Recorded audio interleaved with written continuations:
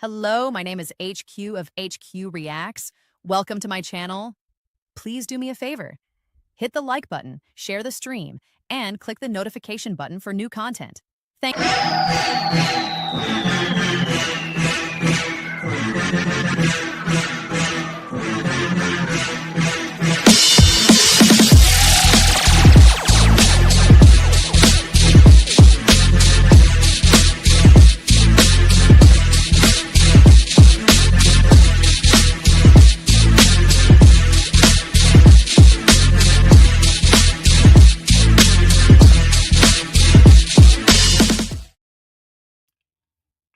Hey.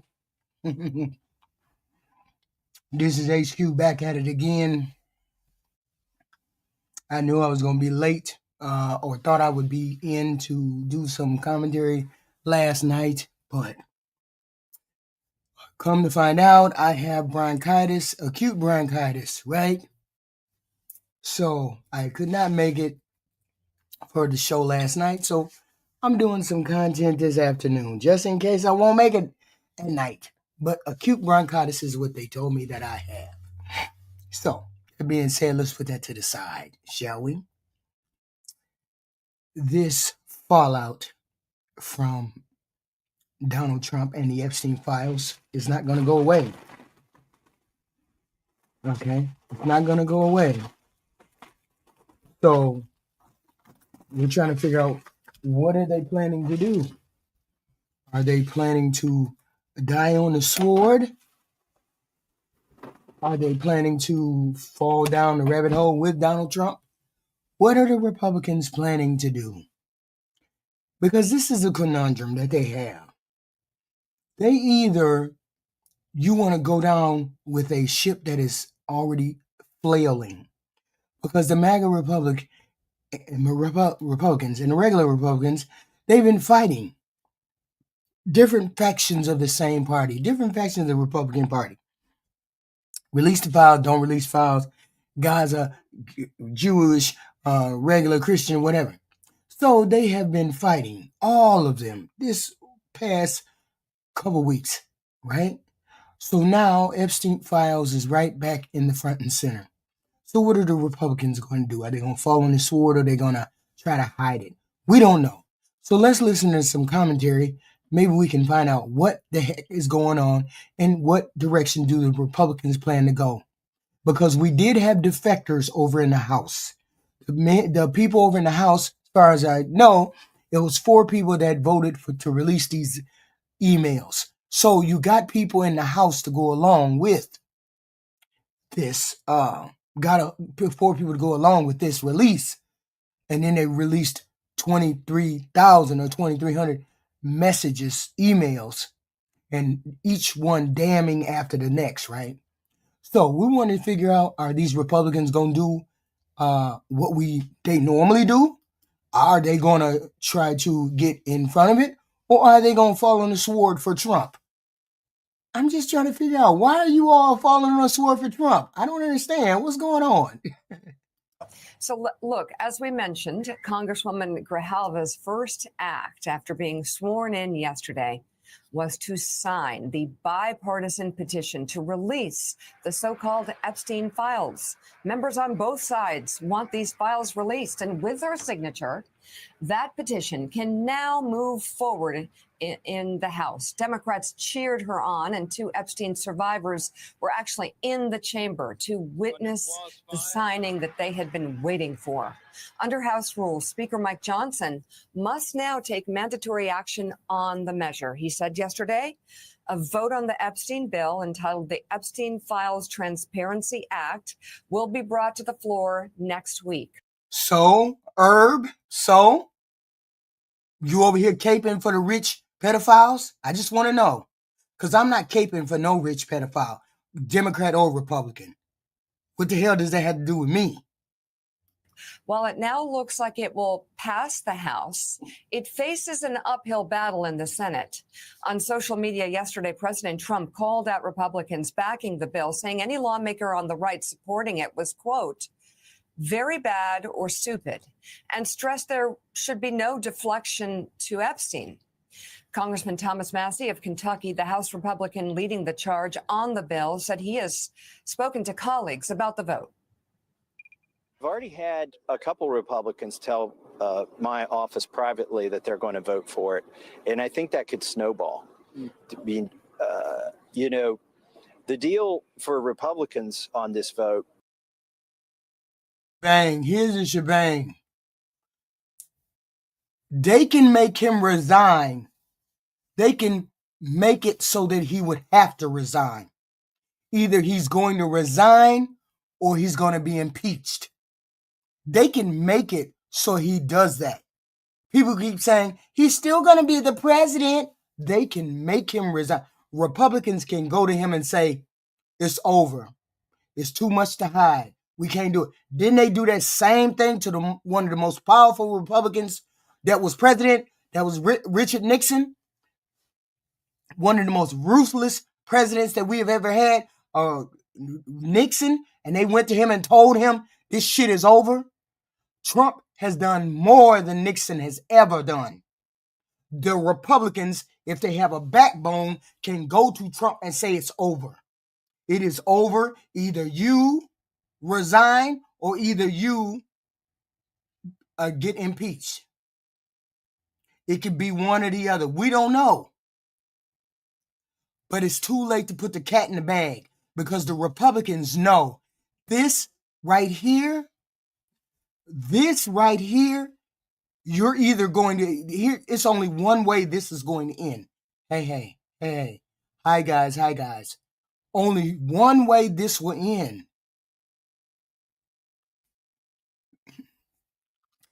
Either for the Republicans, I'm sorry. The Republicans already went through a bloodbath this November.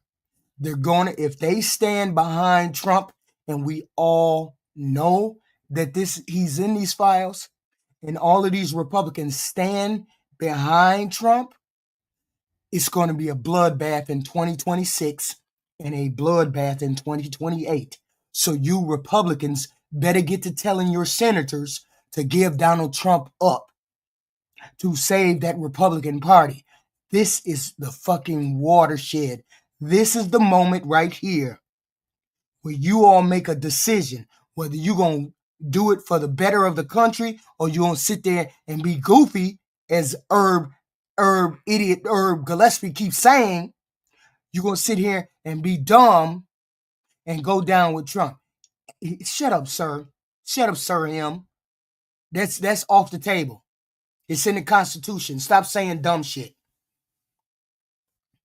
And that's the conundrum that the Republicans have.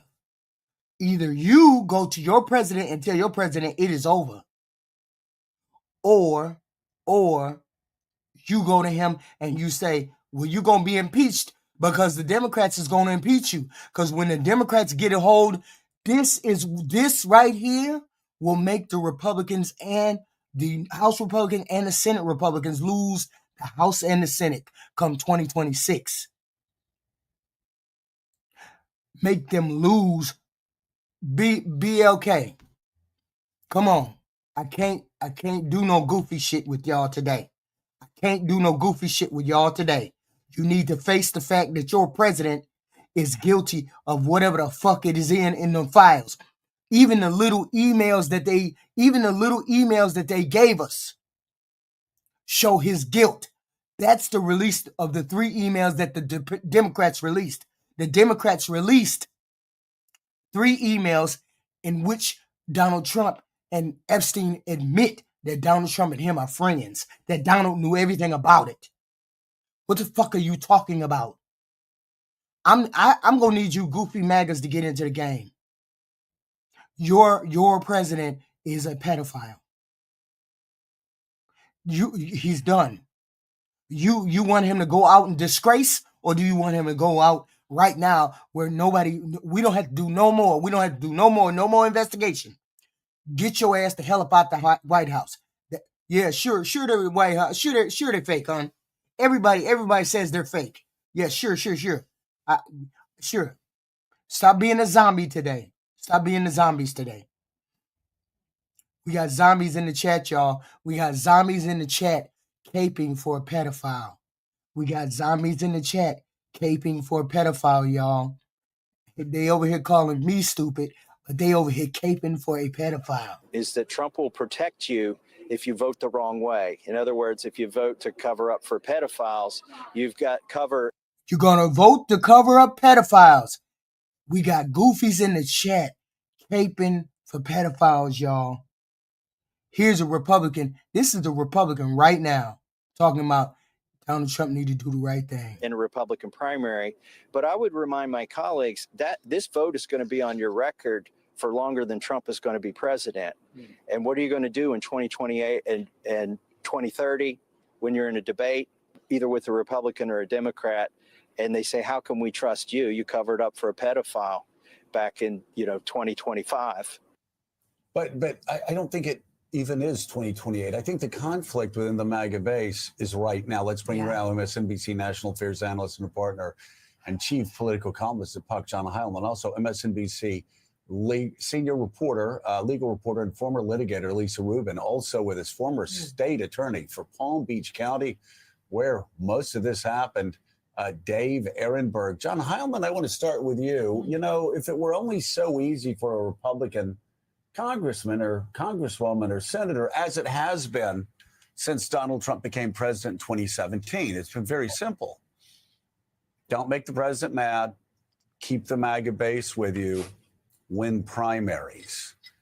It's not, I actually think that Congressman Massey may have been getting a bit of his analysis wrong, because it's not worrying about what your political world looks like in 2028 when Donald Trump's gone.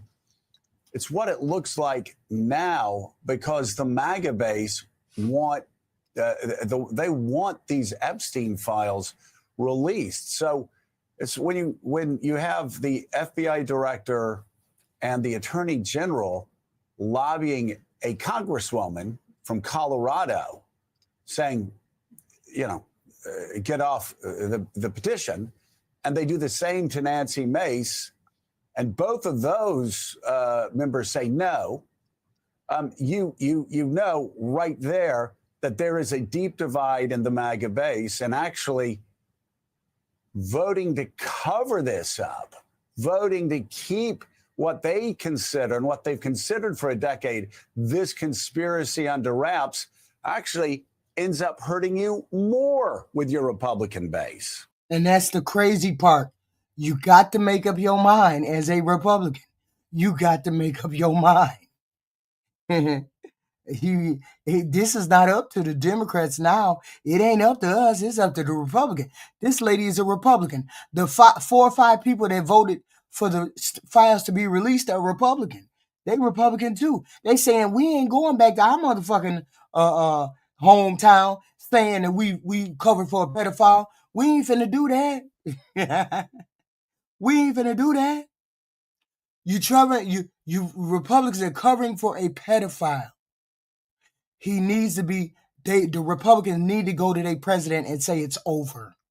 This is over. This sham is over. This clown shit is over. We'll deal with J.D. Vance. We'll deal with him, but you got to go.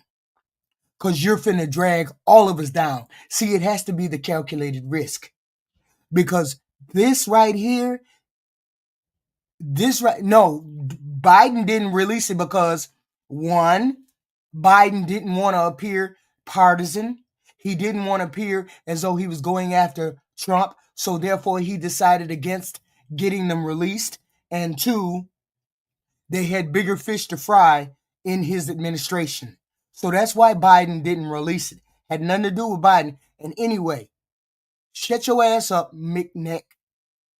We said focus on your dude. Stop focusing on other people. See, this is what these damn maggots do.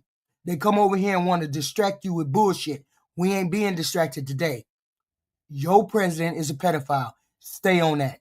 Don't get to talking about Democrats. Don't get to talking about Biden. Don't get to talking about Hunter's laptop. Don't get to talking about they eating cats and dogs in Wisconsin. What we talking about is your president is a pedophile. And only goofy people like you and Win Walker Best or anybody else that come up here talking about face claim, y'all goofy and you zombies, and you need to have yourself checked if you believe this shit. The evidence is right in front of your eyes. You got a Republican lady standing right here talking about he need to release them files, that she gonna sign in to get them files released, and she know what's in them files, and y'all goofy ass over here trying to cape. Sure I am. But your president is a pedophile, Marjorie. But your president is a pedophile. I'm gonna be real dumb today, but your president is a pedophile. Right? Well, yes, Joe, and I would say it's actually a hit in no matter which direction you look at this, right? You've got the problem, which is with the Republican base. If you're worried about getting primaried, on the other side, you've got a general electorate where the polling is overwhelmingly in favor of releasing the Epstein files. You were talking before about good gets better and bad gets worse, right? Right. And how things build on each other. If you think about what the message of the off-year elections were, they've scared Republicans, rightly so, everywhere about the way that things are going for them, about all those counties that are shifting into the blue, about the overwhelming kind of up and down, coast to coast Democratic repudiation of Republicans in those off-year elections. Now, think about the United States Senate, where if the House does pass this vote to force the release of the Epstein files, it moves to the Senate, where I believe that the filibuster won't be in play. It'll be a straight up down majority vote. You got 13 sitting Republican senators running for re-election in 2026. And all of them are going to lose their seat. List of those people. How many? And all of them are going to lose their seat if they stand behind not releasing those files. All of them are going to lose their seat for standing by Donald Trump if they don't grow some balls. Yeah, that's the whole point. They got to grow some balls. They don't want to grow some balls. Y'all hit the like button, subscribe button, share button, do all those good things, please and thank you. Hit the like button. They're going to lose their seats. This is the thing. You got to decide. Whether you want to lose your seat in 2026 or you want to live to fight another day. Because surely you covering up this Epstein stuff and the Epstein stuff becomes worse, they going to know that you are the senator that covered up for a pedophile. And I don't care how you slice it. Most people don't like pedophiles. Many of those people want to take a vote against not just the Republican base, but also about. They didn't release the files, Win Walker. They released emails. The files contain video and audio. They haven't released those. They've only, that's why they still have a vote to release some things. They've only released the emails. The files are worse. And where the MAGA base increasingly is also, I don't really see it. Yeah. Well, I mean, the MAGA base has been there. Like, MAGA base has been pushing this for a decade. The MAGA base has been saying that the powers that be, is like the deep state, has been protecting rich, powerful men who are pedophiles. These are rich, powerful men. These are rich, and yes, they've been trying to get them released for just that long. Biden didn't care to release them. He never even thought about it. And the reason why they didn't access them, some of them were at the DOJ and whatnot, and they were still under investigation. And you can't really access those when they're under investigation. And the fact that Biden didn't want to appear partisan, so therefore he didn't ask for the files to get released. But he could have had them released if he would have waited a little bit longer. And this is an albatross around the Republicans' neck. You're going down in flames if you don't make the right decision. And release the documents. That's all we've heard. Remember, Pam Bondi called the right-wing influencers over and gave them notebooks with very little inside of them, binders with very little inside of them. So it is a central issue for them. But you bring up a great point. We're all focused on the House because that's where. Hey, everybody. I'm a member of the House. If they're conspiracy theorists, chances are good they swirl around in the backbenches of the House. But you bring up a great point.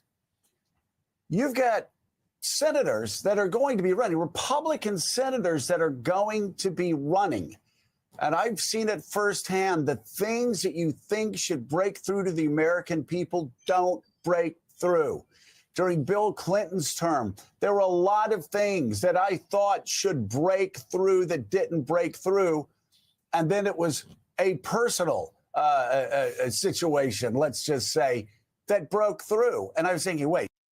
Trump is already incriminated. We don't need to incriminate Trump. Trump is already incriminated. He's already there. He's already admitted that he was there. Epstein admitted he was there. The emails say he knew what was going on. The email said he knew what was going on. Oh, nobody's going to stop. You can forget that, Pat Paulson. Nobody's going to stop. We already know he's in the files. Everybody knows he's in the files. Okay, they're going to impeach him for this, but they were okay with like missile cells to China that like everybody in the DOD said he should never do. But you never know what's going to break through. This is one of those things that break through. And so if this is the Republicans talking about this is what breaks through. We know what's breaking through. It is what it is. The Republicans have a choice to make. They can't go home. Okay? They can't go home to their constituents because they almost got their ass cooked when they went home trying to sell the big beautiful bill. So when they try to go home and sell the big beautiful bill, they cooked that ass. They cooked most of their ass. Okay? So they're going to try to go home and sell the fact that they decided that they weren't going to let them release files against a pedophile. It's going to be it's going to be a bloodbath in 2026. And here's the thing. Do you want to win elections or you want to go down with the ship behind Trump? Yeah, that's what all these MAGAs in here trying to say, Peter. They trying to say that we can't believe our lying eyes. We can't believe nothing. It's a Democratic hoax. Cause Donald Trump is the king of the gaslighters. And they believe anything he said. Y'all, you zombies really got to get it together. You MAGAs are zombies. When I call y'all zombies, this is what I mean. Every last one of you came in here defending him, calling me a liar. Every last one of y'all came in the door talking about, she's a liar. Don't believe a liar. You don't have to believe me. Go read the transcripts. Go read the emails. Do whatever you got to do. But don't come in here with the zombie shit. Don't come in here with the zombie shit. Because we all know what the fucking emails say. If you're a Republican senator and you blind, but we ain't. Most of us ain't. You might be blind, but we ain't. You're sitting fairly comfortably. Maybe you think you're going to win easily, or by 3 or 4. I'm skipping you zombies comments because ain't no sense in responding to zombies. Why the hell would I respond to zombies? You want your comment read? Put it in the super chat. You don't want it read? Then you won't get your super chat. You won't get your comment read. 4 or 5 points. You just saw what happened last week. The massive wave elections coast to coast. You saw what happened in even Bucks County, the swingiest swing county in America, practically. You'd have to be pretty stupid to say, oh, you know what? I'm going to be on the side of covering up the Epstein files. Of course. Wait a minute. Hold on, Joe. Hey, Joe, we got some zombies in the chat, in my chat, trying to cover up for the pedophile. We got some in my chat trying to cover up for the pedophile. Of course, you're going to have goofies like this. I think you're right. I think as this gets through the House and goes to the Senate, there's going to be a lot of Republican senators who said no to Donald Trump on the filibuster that are probably going to say no to him on covering up the Epstein files. So listen, Joe, this filibuster, the filibuster thing was very much on my mind. The Republican Senate, which has almost never bucked Trump on anything, in the wake of the election results, on the off-year election results that Tuesday, November 4th, immediately thereafter we saw, and it hasn't gotten enough attention, we saw Republican senators suddenly find their backbone on the question of the filibuster. If Republican senators told Trump to pound sand in the wake of the off-year elections on the filibuster, are they really just going to cave into Trump on an issue like this, which, as you say, is cutting through? Most Americans still don't really understand the filibuster. I'm not sure I understand the filibuster, but everybody understands this Jeffrey Epstein story. And you are going to see the survivors out in force again. They are going to be saying, are you really, Senator Susan Collins, are you really going to vote against the wishes of the Jeffrey Epstein survivors who want to see these files come out? They're going to make that case if they have any political savvy, and they have shown that they do. They're going to make that case to every swing sitting Republican senator who's in any way vulnerable. And I think it's going to be a very hard vote to resist for someone like, say, Susan Collins. I don't see it. I can't imagine Susan Collins is going to side with Donald Trump and against the Epstein survivors. Doesn't make any sense to me. And I think there are at least 4 of them who are going to be like that. This is what the base wanted. This was about 2 systems of justice. This is about young girls being victimized. Who's going to? Yeah, young girls being victimized.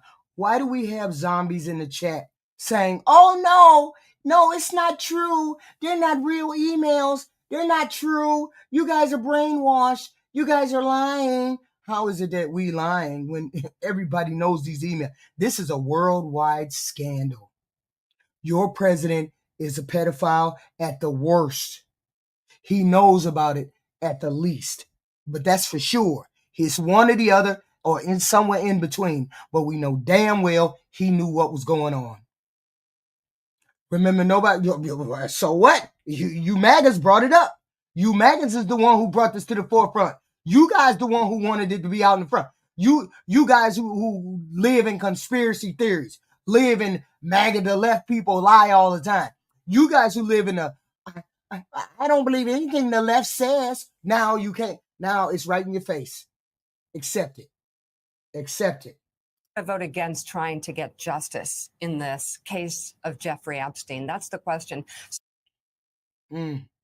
So we got our next. Wait a minute. Hold on. Stay right there. Stay right there.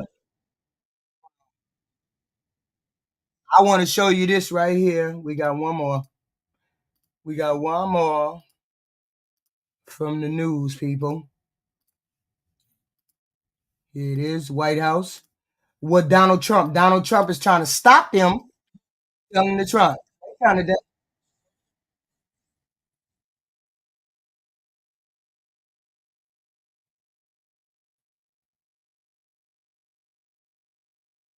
Hold on. Here we go.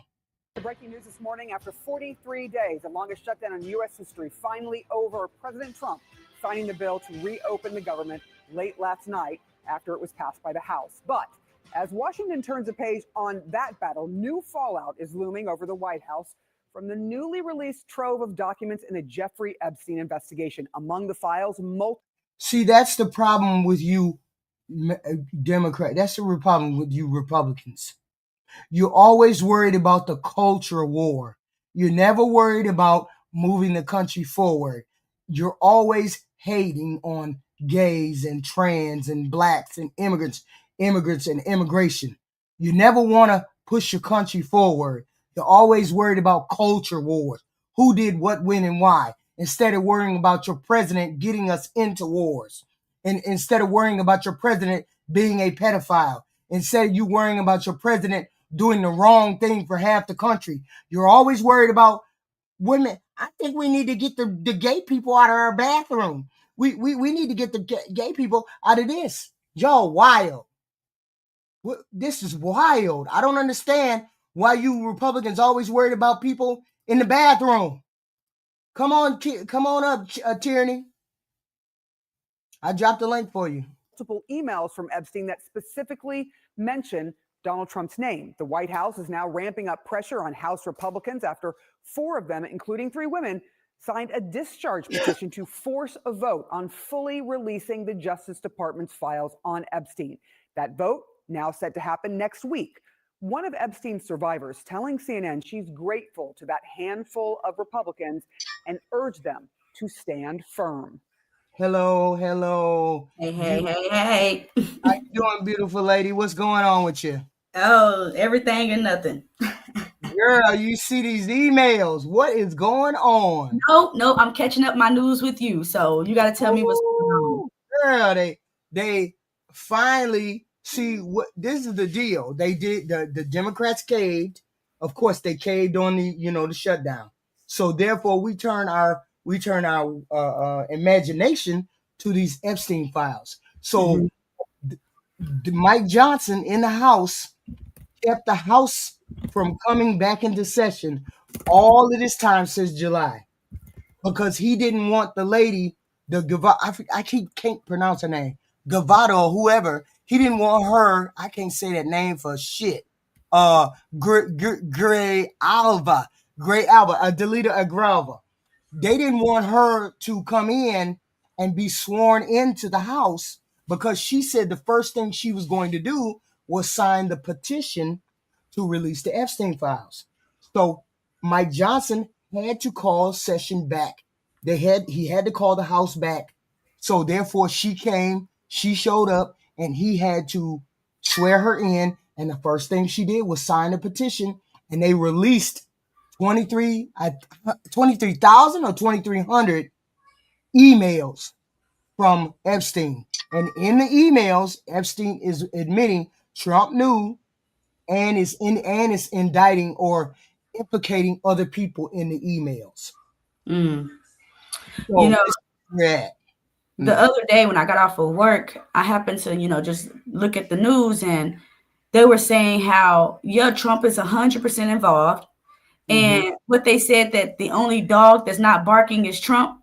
This white lady that be representing him, this young girl, she was just like, that information was released to fake news. So it's fake when it's pertaining to your Trump. Right. But it's real if it's something that makes Trump look good.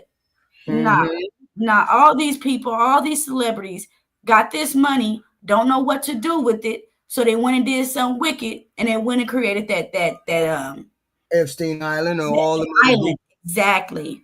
So it's a whole conspiracy with a bunch of older pedophile. I don't know whether they're white men, black men. I don't know. All of the files have not been released. These are not files. Let me be clear. These are emails. The files contain video and audio. These are the emails. Okay, so the emails, if you think the emails is guilty, got bombshell shit in it, the video and the audio, those may be released next week. That got even more dead because Epstein kept video and audio of all the rooms in his house. Whoa. So he got a bunch of people on tape doing whatever. We don't know who, we don't know where, we don't know who, what, right? But those have not been released.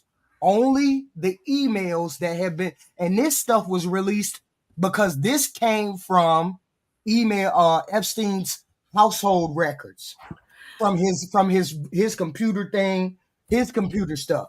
This is what's being released is from his estate, his household estate. The files are the things from the DOJ, the FBI, from all the investigations. That's the files. We haven't seen those yet. Because I know for sure, when he first got into office, right, he signed to release Martin Luther King files, and then someone, or JFK. But why not Epstein? Because you know that you're guilty in there. That's why. That would be crazy. Would it not be crazy why you didn't get ahead of this when you were the president back then? Why didn't you get ahead of it? That's the whole thing. Epstein went to jail when he became president. He died in 2019, right? So Epstein went to jail, and he was, I don't want to say they gave him a dirt nap, or he did himself in. We don't know right now. We don't know what happened to Epstein. Now it's becoming more clear that Epstein, from the emails, it's becoming more clear that Epstein knew a lot about Donald Trump and his household running and his household, the inner workings of Donald Trump's household. He knew a lot about Donald Trump, and Donald Trump knew a lot about him. So people keep saying, "Oh, we don't know. He doesn't really know." No, he's lying to the American public. That's what's happening. He's lying. So we're going to expose him. So every day we're gonna have a conversation. So for now, what has happened is the emails have been released. The emails from Epstein's estate have been released, not the files. We're waiting to get the files released. But my question is this: the Republicans, they got the petition. They got the petition going around in the House to get the files released. Now the Republicans in the Senate have to vote to release the files. So it has to be both sides. The Republicans on the Senate and the Republicans in the House of Rep. House of Rep already done signed theirs. So But what is releasing these files going to do? Releasing the files they're going to prove. See, people don't believe the emails. People don't believe the emails. The whole point is this: are you going to be a protector of the pedophile, or are you going to stand on principle and do the right thing for the American people? That's the whole thing. To do this for the right thing for the American people is to release we're probably never going to see them. It's going to be the Republicans in House, and maybe some choice few people may see it. But they have to make the determination as to whether they're going to keep him as their president or impeach him or make him leave. Now, see, look, check this out, HQ. Mm-hmm. When these files are released, Trump supporters are going to continue to support him. Why? Because they are really a representation. He is a representation of them. All of these people that is voting for Trump, voting for him because he represents him. So when these things are released, they're really afraid of themselves being shown. See, one thing about Trump is that the racism grew rapidly once he got in office, because his real support, the real racist people was able to come out and say, yeah, this is our guy. He represents us. He represents everything we feel. So let's go for him. When these files and emails show that Trump is a pedo, come on, man. Why wouldn't he be? This with as much rich and wealth that Trump has and always have had, there's only evil that comes along with that. So when all this stuff is released about their Lord and Savior Trump, it's just really going to show who these people really are that voted for him. And all the people in the comments are saying that you're lying, you're not telling the truth. It's because we're really exposing y'all. That's what it's really exposing, the true so-called Americans, that most Americans are racist and pedophiles. See, the thing is, Tierney, they knew he wasn't shit when they voted for him. They just didn't want to vote for Pamela. They just didn't want to vote for a woman, or they just didn't want to vote for the trans area or the pedophile or whatever. It was some reason why they didn't want to vote for her, even though he had a worse record than that black woman. He had a worse record. Now here, once he gets exposed for this is a better case scenario.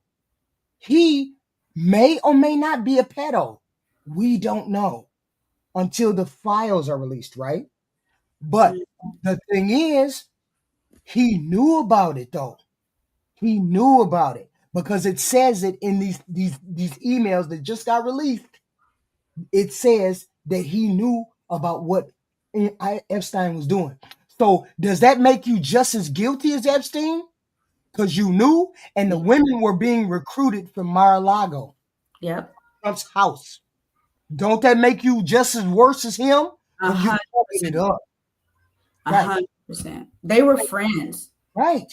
They were friends. I'm not hanging around company that I can't relate to. Thank you. They were friends. Yeah, and I don't want to be doing the stuff that you doing, and I'm gonna tell you I'm not doing it, and you got to get lost because I'm not doing it with you, right? So he knew, and he knew that they were recruiting the women from his Mar-a-Lago, from his place, right? And then so he knew not only was it Epstein doing this stuff, he knew it was other rich men doing this stuff. Of course.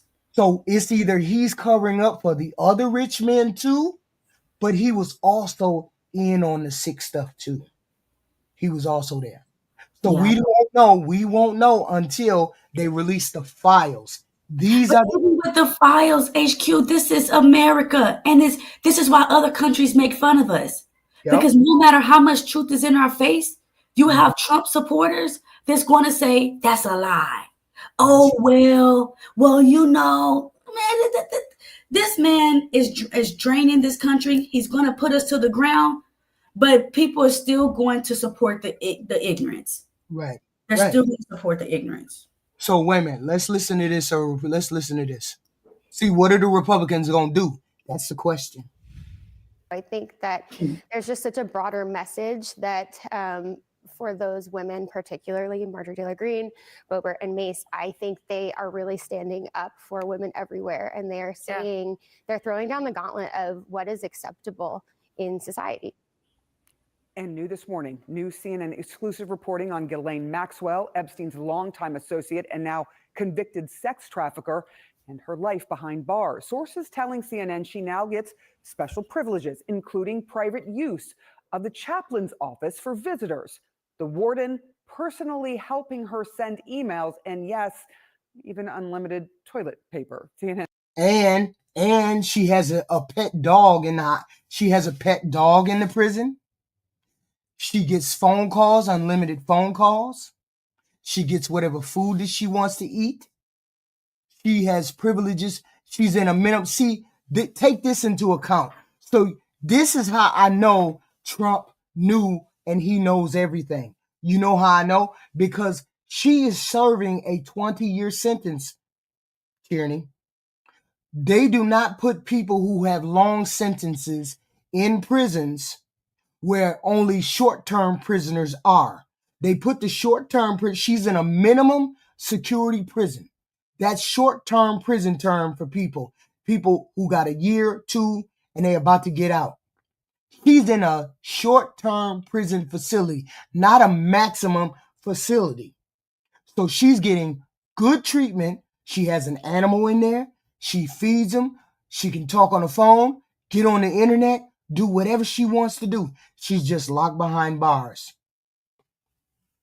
You hear me, Tierney? Exactly. Mm-hmm. That's crazy, right? Yes, and if we're letting Trump get away with this, or we're giving Maxwell certain prison privileges, then what the hell is P. Diddy in jail for? Let's just be honest. What the hell is this man in prison for if he was doing the same thing as Epstein and Trump and Maxwell? They all were having parties and doing all of that stuff together. They were doing that stuff together. Trump wants P. Diddy to pay more money to get out of. He said it. He said he don't have enough money for pardon, which means Trump is paying for pardons. He is paying for play. That is what is going on with Donald Trump. He wants P. Diddy to pay more. That's all. And then P. Diddy would be able to get out of jail because they were all doing the same thing. All of them doing the same thing. Let's finish listening. And Elena Treen is at the White House with the very latest on this morning. What are you learning? Yeah, look, Sarah, yesterday was a dizzying day of political intrigue, and it really cast a dark cloud over Republican hopes of claiming victory over the government shutdown and passing that bill to reopen the government. Now, the president, of course, signed that bill last night, but it finished off a day that brought new urgency to this issue that he has tried repeatedly, as well as has his team, to try and shrug off, but he just can't shake it. It's an issue that keeps coming back and bringing new information every time it does. And of course, there was those new emails from Jeffrey Epstein. He said he don't know this woman. This is what Trump tried to pretend like they wasn't good friends. Look at this picture. is just a liar. You can't tell me they do that swapping shit. You know what I'm saying? Mm-hmm. They do that swapping shit. So you can't tell me they wasn't doing the swapping shit. Mm-hmm. But they looked like they was doing this crazy shit right here. And they were doing all that wild shit together, including P. Diddy. Epstein's private estate over the last 15 years that mentioned the president by name. And ever since then, ever since those were released, the White House has really been in damage control mode. And my colleagues and I broke yesterday that part of that was— Here's a goofy thing I can't get past. I've been thinking about this. I thought about this a while back. Ain't that his girlfriend? That's his girlfriend, right? Bring Congresswoman Lauren Boebert, one of the people who ultimately did join that petition, that's his bringing her girlfriend, to the White House. How is it that she bringing little girls for him to sleep with? You said how she bringing what? Little girls to sleep with. Hey, because sometimes them women be involved in it too. That's crazy. They must have been doing things too, but we ain't talked about that, now have we? Ain't that the president? Ain't that the first lady standing right next to Trump? Ain't that the first lady right there? Yes, it is. So you telling me the first lady didn't know what was going on? Mm-hmm. She was right there along with her. Not just coming to the White House, but bringing her to the Situation Room. Look what that email said. One of the emails said that. I know how dirty Donald is.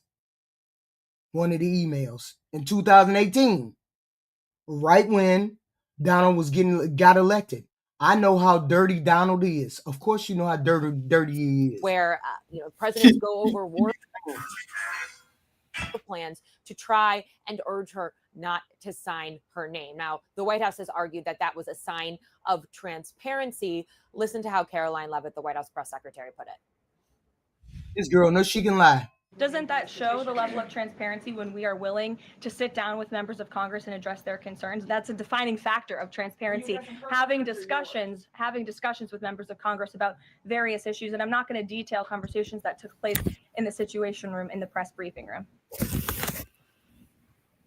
Now, look, despite that meeting and also the president's efforts to try and get the Republican Congresswoman Nancy Mace on the phone as well, it was an unsuccessful effort. Both of them, including and then in addition to Marjorie Taylor. See, the White House is trying to get the four Republicans that voted for these files to be released. There's 4 Republicans and the rest are Democrats. So now the petition has been signed. They've been trying to get those 4 Republicans not to take their name off of the petition, but it's too late because they released it yesterday, so it's too late.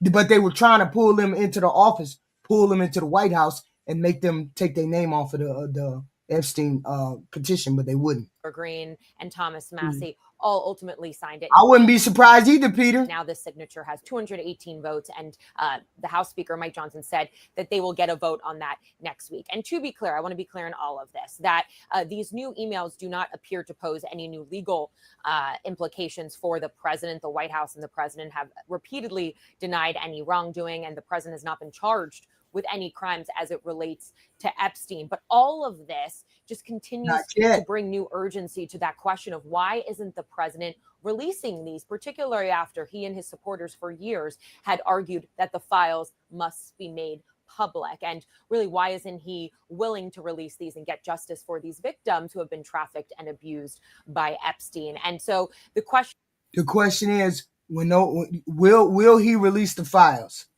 I don't know. Are we waiting for him to release the file? Yes, we are. So here, hold on. Oh, wait a minute. No, I'm not even going to put that one on there. That's too crazy. I was going to put something else on, but no, I don't want him to. I don't want to be. This is a girl. This is my girl. I like her. I like her conversation because she gonna say what she want to say. Her that people may not like Jasmine Crockett, but she come out there and say what she want to say. That's for sure. Joining us now, Democratic Congresswoman Jasmine Crockett of Texas, a key member of the House Oversight Committee and the House Judiciary Committee as well. Congresswoman, thanks so much for joining. Oh, you familiar with her, right, Tierney? Very. Okay. Judiciary Committee as well, Congresswoman. Thanks so much. Yes, you all make sure you hit the like button, subscribe button over there at Tierney's channel over here at HQ Reacts. Hit the like, share, and subscribe, please, and thank you. Much for joining us. What stands out to you from these emails that were publicly released by the committee today? Yeah, so number one, it is clear that he knew what was going on, which I think that he's kind of alluded to that at some point in time, because the president said that he was trying to kick Ghislaine out of Mar-a-Lago because it seems like that's where girls were being recruited from based on information that we have. But more importantly is that he was having conversation, he being Jeffrey Epstein, with Michael Wolff, who is writing this book or trying to put together this book. And in real time, as Trump is running for his first presidential run, we hear or we see that he made it clear that he believes that he has leverage over Trump.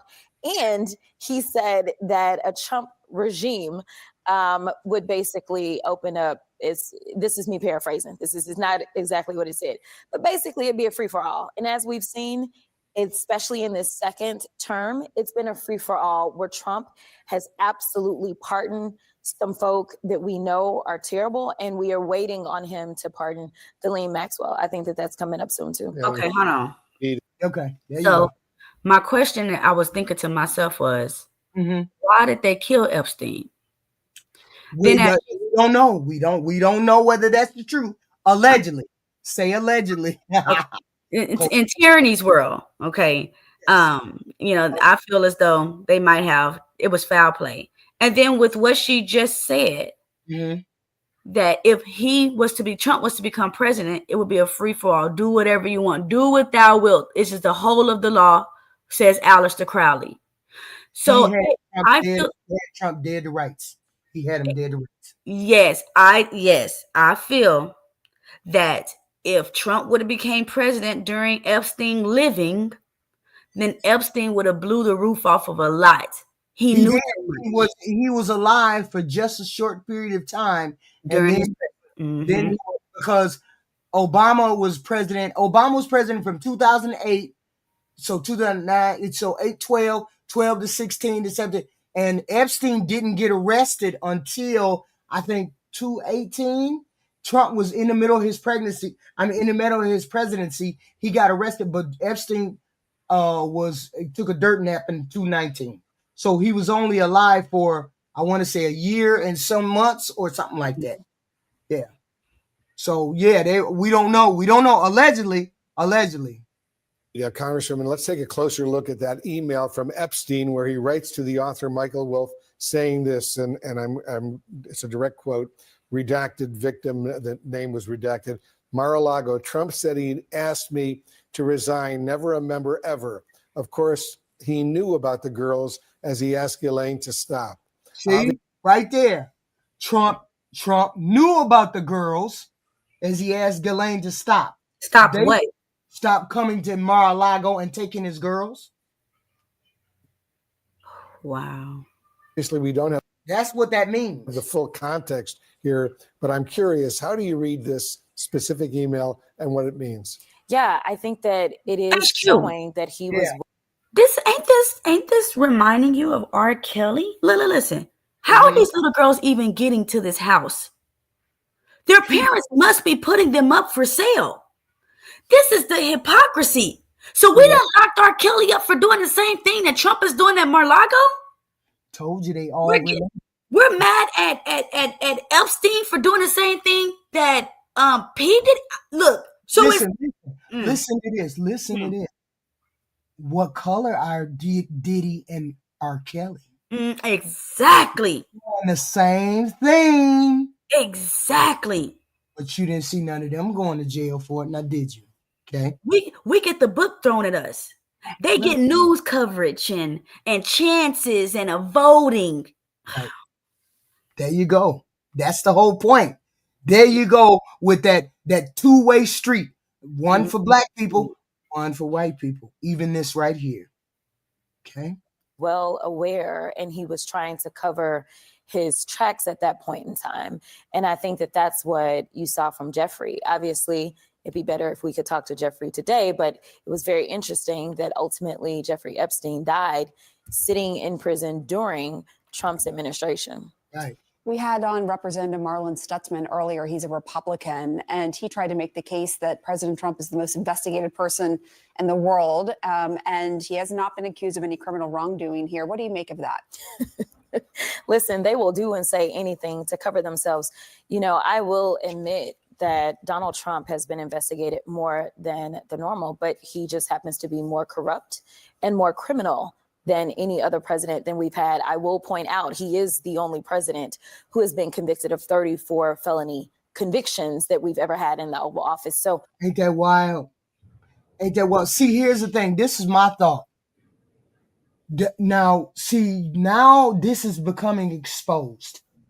So are the Republicans going to go down as supporting a pedophile? Are they going to go down in the books as supporting a pedophile, or are they going to go into his office and tell him to get the hell on? Because the Republicans can do that. They can do that. Tell him to get the hell on. They're going to support their pedophile, and America is going to sweep it under the rug, and we're going to all forget about it next year.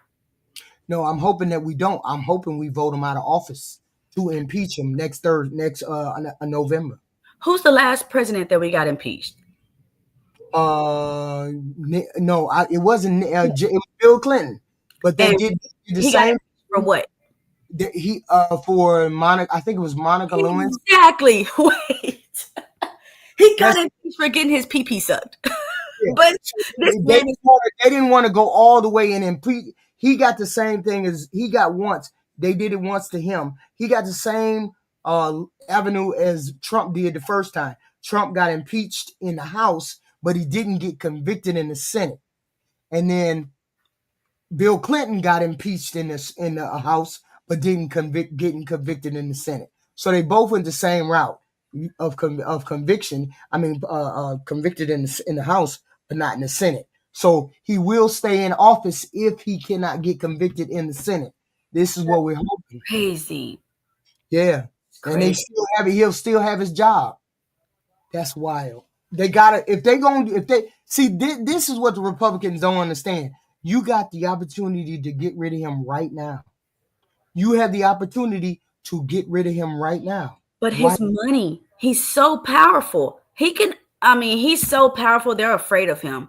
So they literally have a dictator over them. They're if he finds out that one of them went against him, it's over.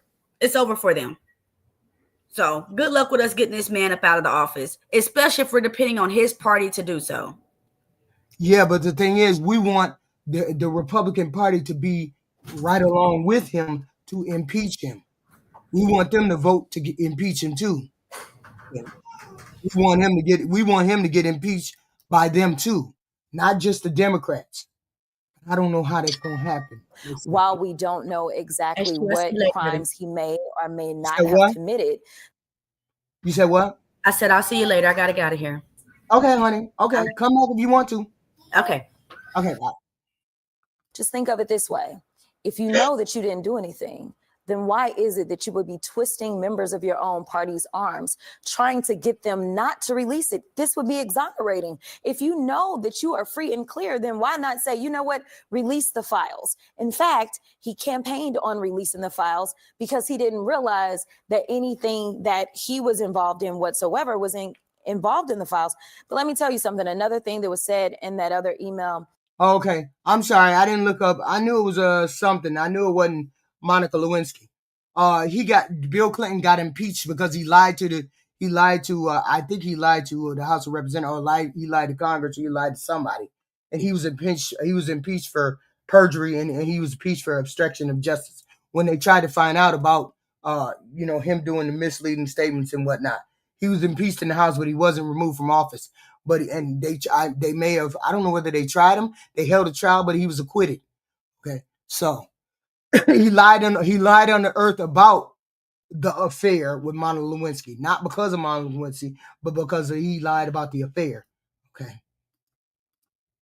That he had with Michael Wolff was he was talking about if he wants to basically play hardball, we will make mention of the fact that he really has been on the plane. And I don't remember if it mentioned the That's what I said. I said the same thing happened to Trump. island. Let's actually put that email up just so our viewers can fully understand what it says. I just hope the control room can put this email up. It says, I think you should let him hang himself. And this is in response to a question of whether CNN would plan to ask Trump in a town hall about the relationship with Epstein. Epstein said, how do we craft an answer for him? And Michael Wolff says in this email, I think you should let him hang himself. If he says he hasn't been on the plane or to the House, then that gives you a valuable PR and political currency. You can hang him in a way that potentially generates a positive benefit for you. Or if it really looks like he could win, you could save him, generating a debt. Of course, it is possible that when asked, he'll say Jeffrey is a great guy and has gotten a raw deal and is a victim of political correctness. But the thing is, they're going to hang themselves. The Republicans are going to hang themselves. Otherwise, they're going to give Trump up. That's the whole point. The whole point is the fallout as to what the Republicans are going to do. But my overall take on it is the Republicans cannot go home. They cannot go home and sell this to the base. They have a base. Don't get me wrong. Regular Republicans have a base. They have a base of MAGA and regular Republicans. But they also have regular base in which there's people like me that want an explanation as to why the senators are trying to not vote on it or trying to avoid the vote. So I was like, okay, I know they can't go home. They can't go home because of first of all, they couldn't go home because of the big, beautiful bill. The big, beautiful bill is what really burnt them up. But now you got this on top of the big, beautiful bill. You have this on top of the big, beautiful bill.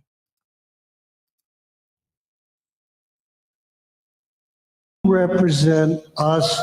Southeast Wisconsin has not been represented by you. President Trump seems to run Southeast Wisconsin. What I see happening to our immigrant population embarrasses me, and you have not raised a voice to complain about it. Where do I see your leadership? I see no leadership. I see following Trump 100% of the time. What I view is the moral hazard created by the Biden administration by allowing the U.S.-Mexico border to remain insecure. And so, that old big bill. This is their constituents. Their constituents are saying this is a big, beautiful garbage bill. The tried and true Bidenism ain't working. People booed him immediately. You know, Republicans, y'all, I'm just telling you, I just can't go back home and start talking about Joe Biden. Right.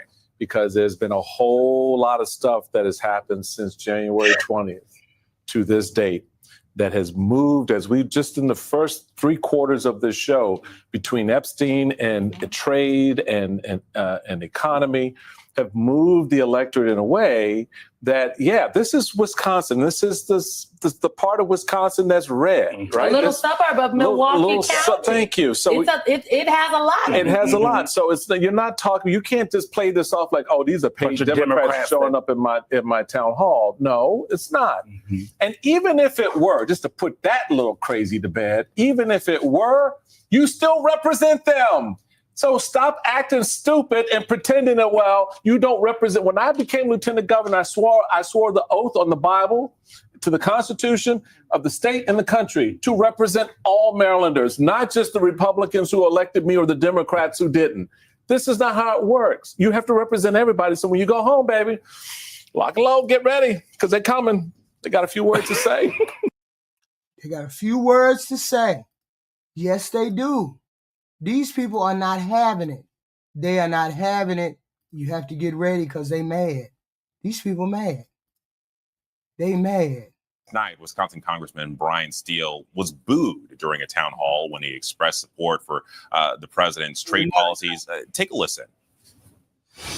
I would like to know what dire economic circumstances put Trump in a position of throwing tariffs on over 190 countries.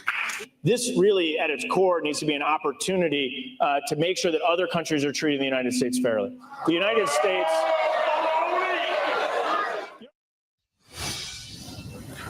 They ain't trying to hear you. And with this, They're not trying to hear any of that. They ain't trying to hear nothing you got to say.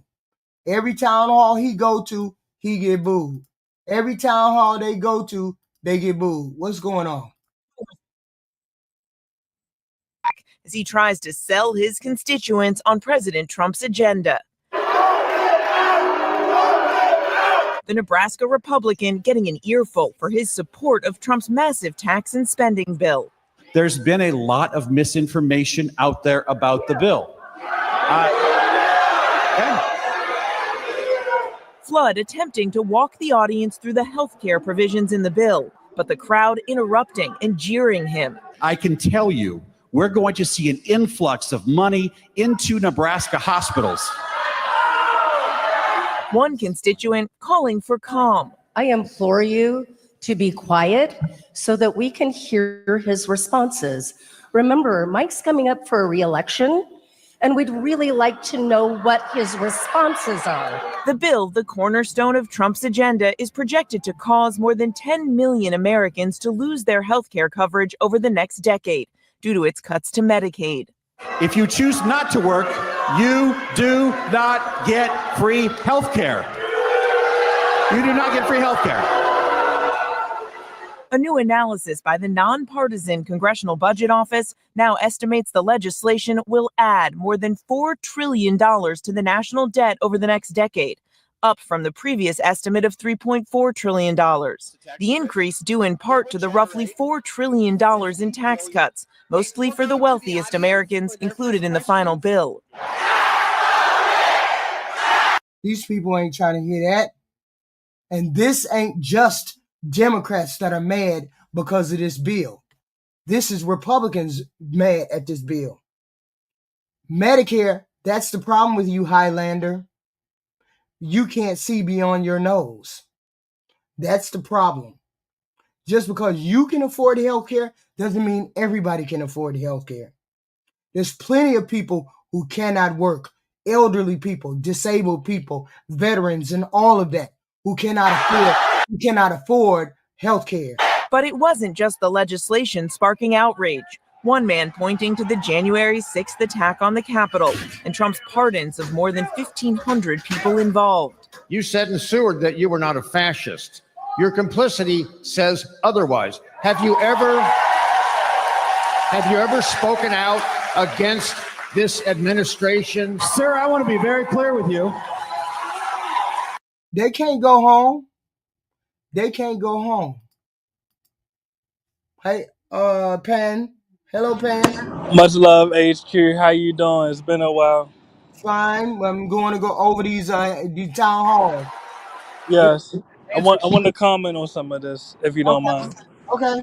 Yes. I just want to say that I respect. See, I'm neutral. I'm not Democrat or Republican, but I have to acknowledge that I respect the fact that the Republicans refuse to grant health care to the illegal aliens, and they refuse to grant more of our tax revenue to LGBTQ programs in foreign nations. Yeah, but see, that's the thing. We're not focused on those things. Today is about the Epstein files, not the. Yeah. Let me speak about that because I'm glad you brought that up. Please. Yeah, we need to see who is in these goddamn Epstein files, man. So Really. why do we have people in the chat saying y'all need to mind y'all business? Y'all don't need to worry about what's in the files. Now I don't know who said that. No, I'm saying that's the general sentiment. What do you say to people who say we don't need to see that? What do you say? No, we need to see that so we can protect our babies, man. Really, we need to know who was engaging in this goddamn pedophilia, man. Pardon my language, this pedophilia. Yeah. We need to know. Now we need to know, regardless of party, regardless of, like I say, this is a non-partisan issue. When it comes to protecting the children, this is a serious issue. So I don't pardon my language, I almost use profanity. I don't care if you're Democrat, Republican, Independent. If you target our children, you will be held accountable. So yes, we need to see these Epstein files, man. Really. See, here's the thing. They released the emails yet the day before. They released the emails. These are just email. These are just communications from Epstein's estate. These are not the actual files. The files have not been released yet.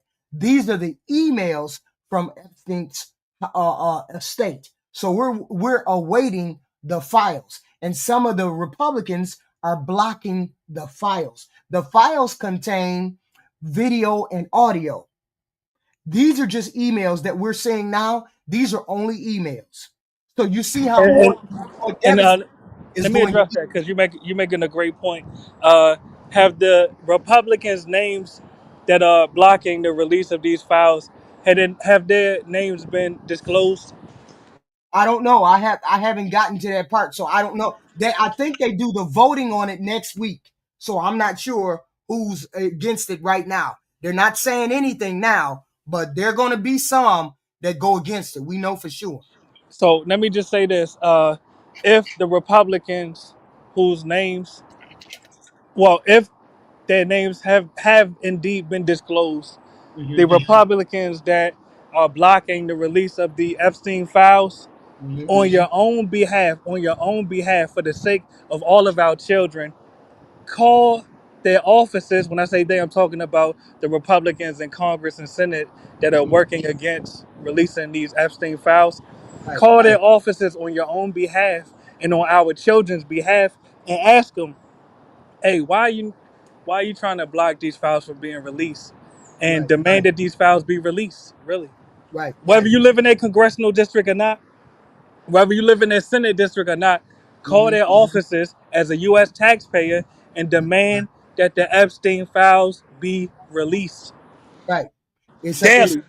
Call more than once, call every day. Right. Call every day. Call as many times as you like. Call as many senators as you like. You just Exactly. call, and we want them all. We want it all released so we can get it out in the open because these people are still walking among us. Exactly.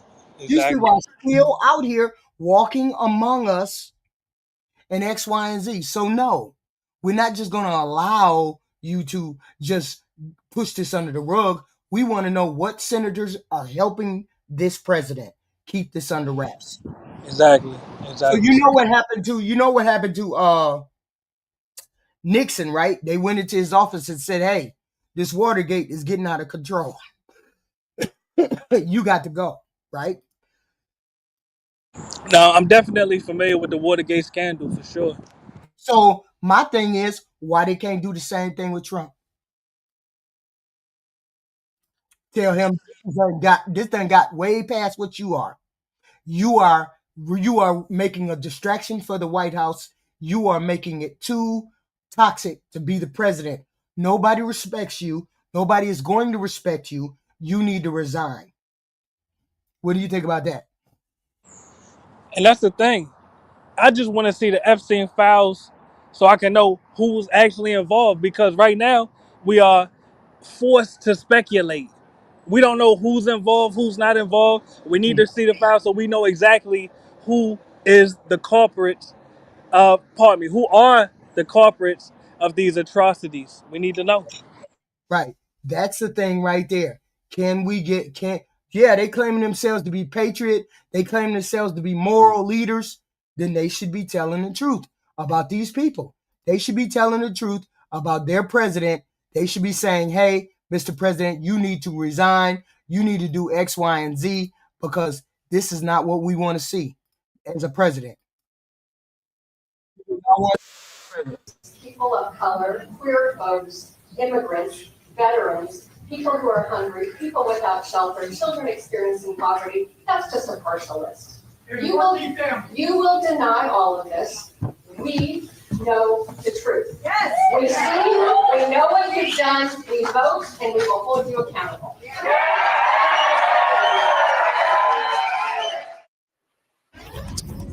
Hi again, everyone. It's 5 o'clock in the East. Accountability, a critical aspect of American democracy.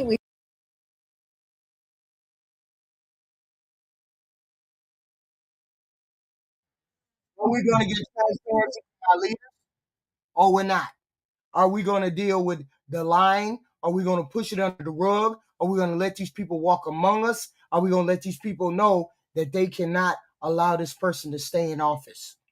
That's the thing. Can we allow it? Can we not allow it? What do you think? Hold on. I got to change this out because this is the way it has to be, guys.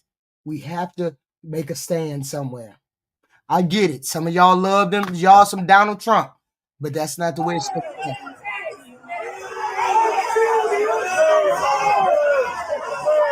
A top Republican congresswoman basically booed off the stage. That's in her own district, so she won enough votes as a Republican, but apparently is having trouble holding on to support. That was a very real illustration. There were protesters, signs calling her a sellout to Trump, and people saying she needs to go away. Well, Elise has not shown up in our district in months and months. She won't hold a town hall. She won't take questions. She's never at her office. I don't think this is about Democrats versus Republicans or anything. We're all represented by Stefanik. That is in a swing district in New York. If you go over to bright red Wyoming, another Republican jeered at a town hall, including over issues we were covering tonight, the genuine concern about the Trump DOJ's handling of the Jeff Epstein case and other Trump issues. Do you support the release of those files? I support, it's up to the courts to decide. It is up to the courts to decide. Thank you. It's up to the courts to decide. Yes, ma'am. Thank you. These are in areas that Republicans won, to say nothing of more broad swing districts where they were close or lost last cycle, or the rest of the country. And these are only the districts where people are holding town halls, the majority of Republicans avoiding them.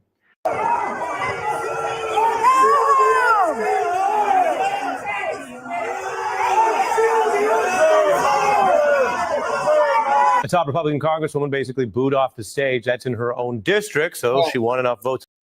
We gonna do the brother. What's his name? He went.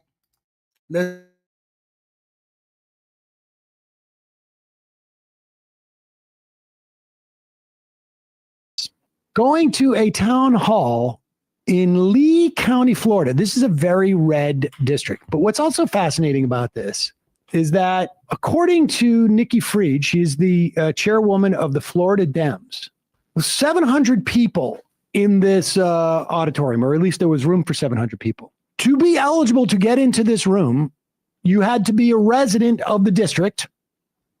You could only sign up a certain amount of people per family. So you basically have a pre-screened audience. Again, deep red district, no outside the district people in there. And apparently Byron Donalds was not anticipating that his voters are a little angry with him.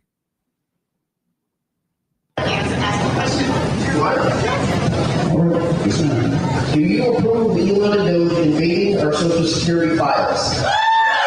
All right, pause it for a second. The question was, do you approve of Doge and Elon Musk invading our Social Security files? Elon and Doge invading our Social Security files.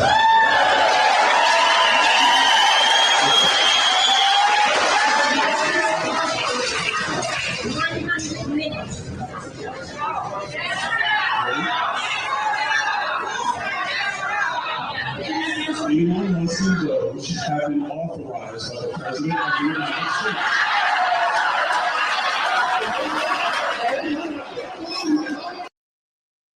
See, the problem is the Republicans seem to think everybody is stupid and the gaslighting works. They think the gaslighting works on us liberals. The gaslighting don't work on us liberals. And when you talk in front of the camera, we know that you're lying when you're talking in front of the camera. Are you ready? You ready to know how to do it? The previous person, President Biden. So you don't need to hear, you don't want to hear the full story. You don't need the full story. Allow me to educate and bring you the full story. They're not listening to the thing he got to say. But that's their problem. That is what they did. This is the baby. This is the monster that you screwed the legs on and then decided that this is what you were going to share with the world. This particular Mace kicked off her bid for governor of South Carolina with a town hall in Myrtle Beach. This was last night.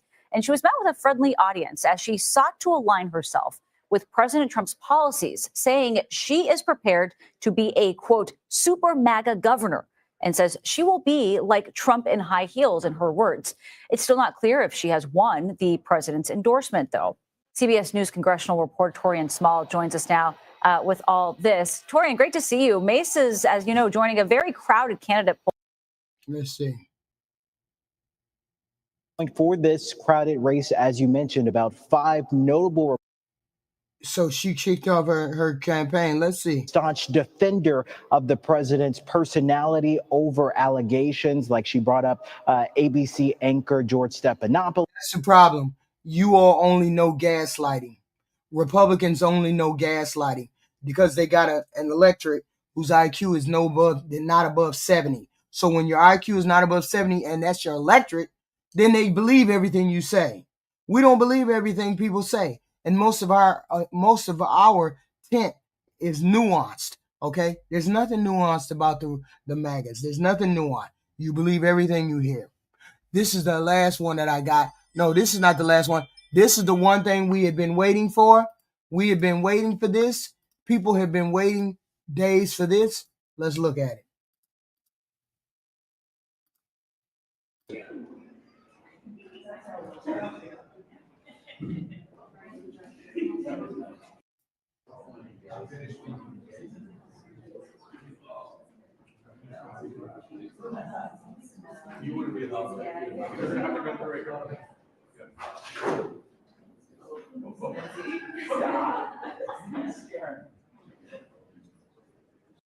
If the Republicans, Senate Republicans, and the regular House Republicans, if they follow Donald Trump down this rabbit hole, if they follow him down this rabbit hole, the Senate Republicans and the House Republicans are going to lose bad. If they follow him down this rabbit hole, they're going to lose bad. That's the problem.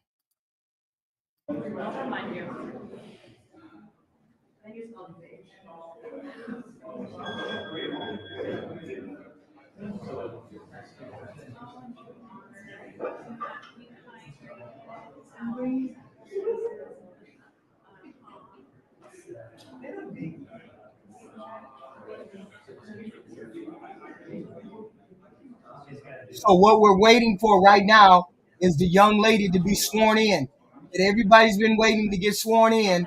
She's being sworn in right now. Adelita Grivaldi. She's the lady that she's the lady they have been waiting for to sign in. Okay? Because she's the one, she was the final 218th signature on the release of the Epstein files. That's what she is. Okay? She's the one, this lady who's getting sworn in right now. Mike Johnson has been trying to hide from this lady since the beginning of her winning the election. If the Republican Senate and the Republican Democrats, Republican House follow Donald Trump down this rabbit hole, they're going to lose badly in the midterms. And we might take the Senate and we might take the House. All of it is in play now because if you stand behind a pedophile, you're going to go lose your seat. This young lady right here has been waiting 40 plus days to be sworn in. He should have sworn her in within a week, but he tried to hold it off because he knew she was going to sign the Epstein files petition. And the minute she did this, she went right into the other room and signed the other petition. Oh, everybody cares, Fred. I'm sorry. You might not care, but everybody else cares. Right here, sir. I like this. Okay, there you go. Perfect. Yeah, okay, sir. You can Okay, find it. so we'll do this. We're going to raise your right Oh, hand. just a little bit. Thank you. Okay, so we pose. For posing.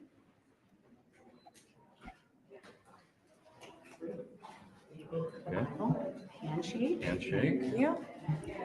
We'll leave the camera to it. Why did it take so long to get sworn? Thank you guys. That would be another, that would not be my question. This is look, I really like this lady. She's going to be an excellent member of Congress. She's a great person. I just told her on the way in that she fills her father's shoes, or she's going to try. We winning right now, Brian. We starting to win. We starting to come around the corner. Here's the thing. The Democrats don't have a solid message. They don't have a solid leader. Once they have a solid message and they have a solid leader, the Republicans are going to look crazier, even crazier, because they're putting themselves in a position to go down a rabbit hole with a pedophile. Who voluntarily does that? Nobody voluntarily does that except you Republicans, because you all follow each other, because you're zombies. No one can. No one can. He was a giant around here, served a long time, served his state very well. I served under him in the Natural Resources Committee. Yes. I don't know what side you're on, mercenary, but every time I talk to the Republicans or the MAGAs, the first thing they say is we don't like the gays, the trans, the browns, the immigrants, the illegal aliens. We don't like none of it. We hate all of that. Nobody wants to hate stuff anymore.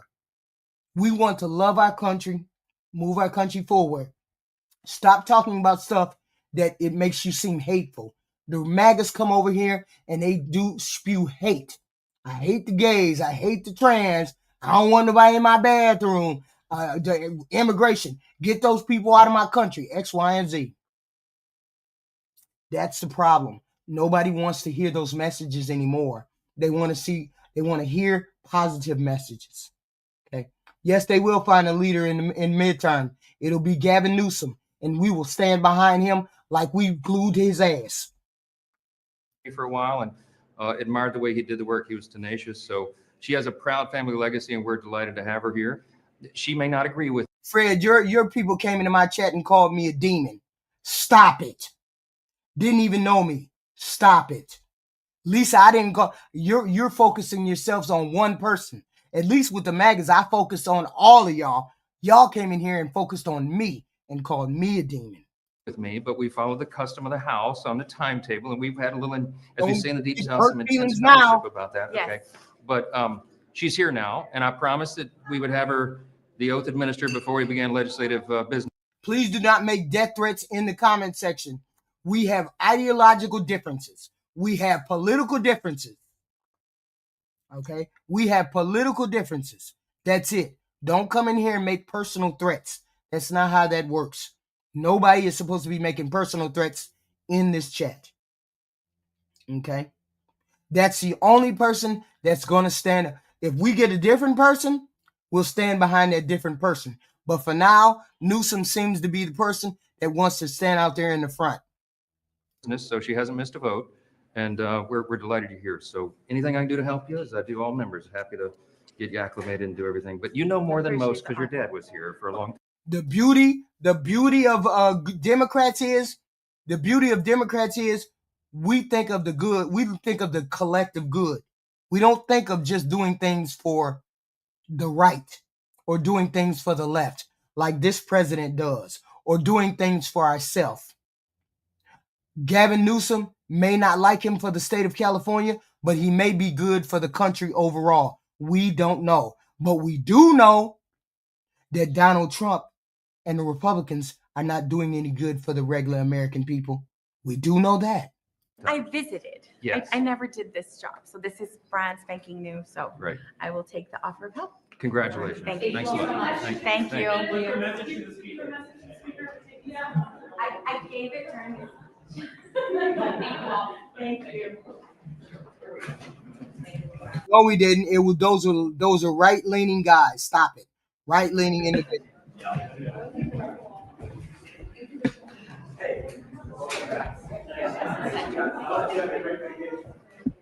Oh, here we go.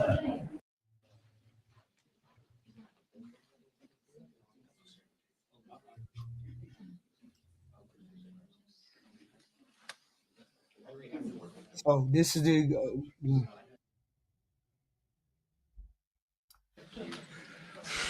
Okay.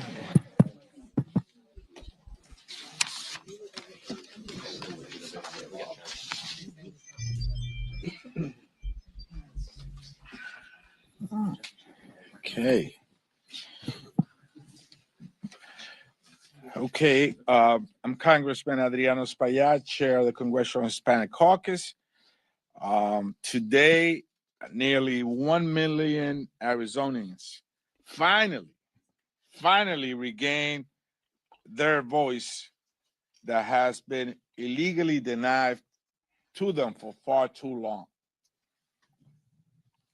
2 months of delay was not just unprecedented. It was unacceptable.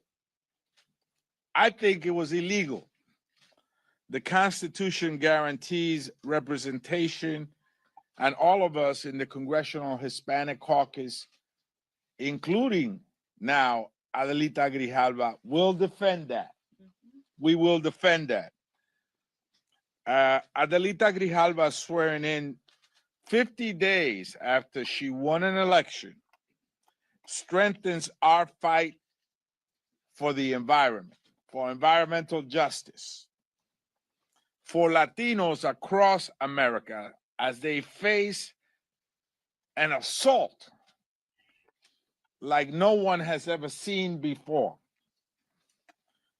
It strengthens working class families, affordable health care, and of course, it will bring transparency on the Epstein files. Every vote counts in America. Cada voto cuenta. Republican excuses have run dry. It's time to bring a vote on the Epstein files to the floor and stop hiding the truth to the American people. That's all they want, the truth. The American people deserve the truth. With this vote, we are closer, and even will hold those in power accountable that are hiding from the American people. The era of obstructionism and secrecy ends today. And it ends with a name, Adelita Grijalva. And we will not rest until justice prevails. With that, I want to quiero presentar the Democratic Caucus Chair, Pete Aguilar. Thank you. Thank you, Chairman Espaillat. It's an honor to be with my Congressional Hispanic colleagues, as well as members of the Democratic Caucus, and to welcome Adelita Grijalva to our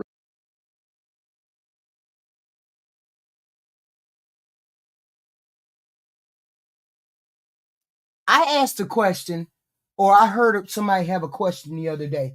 Why is it that you black people keep going to the Democratic Party, the Democratic plantation? Why do you Hispanic people keep going to the Democratic plantation? It's because we have representation over in the Democratic Party. We have leaders over in the Democratic Party. We don't have those kind of leaders over in the Republican Party. The Republican Party is about rich people and tax cuts. It's never about helping the unfortunate. It's never about helping the poor. It's never about helping people who need it besides everything else. That's the whole point. You all think of it as a plantation. Unfortunately, you're hoodwinked. Not one, and I keep asking this, and I'm sorry, I meant to ask it. Someone please put in the chat, one of you MAGA people, please put in the chat what the big beautiful bill has done for you. Please don't say anything about a tax cut. Don't say anything about a overtime. Taxes on an overtime only apply if you do itemized deductions on your taxes. It's not money in your pocket like that. It's about doing itemized deductions on your taxes. And most people don't do itemized deductions on their taxes. They take the standard tax. So it doesn't apply to you dingbats who keep saying, we don't get no tax on overtime. That doesn't work for you because you only do regular standard tax deductions in your taxes, not the itemized deductions. So stop it. So that's not something that the big beautiful bill did for you all. Not all of you all work for taxes. or tips. So that doesn't work for most of Americans. So stop it. And the reason why Mexican Americans, Black Americans, Hispanic Americans, everybody finds a home in the Democratic Party because we have representation over there. Right now, the Republican Party made it very plain that they don't want they don't want Hispanic people over there. They made it very plain that they did not want Black people over there. I know what the bill did. The bill did for regular, everyday, ordinary people. Tax on tips, tax on tips, tax on overtime. And I just explained to you, only a portion of the electric gets taxed on tips. Have tips. So that's not for everybody. And then everybody does overtime. The overtime is only based on the standard. It's only based on itemized deductions on your taxes and not your standard. And most people take the standard deduction. So that don't mean jack shit. Okay. So this is why we over here in the Democratic plantation. You can call it plantation all you want to, but the Democrats have did everything for this country and most immigrants and most Blacks and Latinos. The only thing Republicans have done is pass tax tips, and that means nothing to the most everyday average Americans. Tax tips. If you don't make enough money, it's not enough money to care. Even if you were to save any money on save money on tips or save money on getting a tax cut, the food is rising so high that the tips or the money that you save on the taxes or tips or overtime don't mean jack shit. Okay, we love America just like everybody else. The Republican tent just said that we don't want no Black and Hispanic people in there. That's what y'all done said all this summer. We Black people, y'all don't want no Black people and no Hispanic people in y'all tent. Y'all made that very clear. Republican Party has made that very clear. Okay, made it very clear. Ranks. Let's be clear. This moment should have happened 2 months ago. But Speaker Johnson and Republican leadership. Only 18% of us are poor, Cole Olds. Get your facts straight. Stop saying dumb shit. Only 18% of Black people are poor and need help on food stamps if they get it. So that right there is a lie. How many people white that need handouts? 37%. White people depend on government handouts. 18% of Black people. Stop it. Seem to use their special election to set a new record.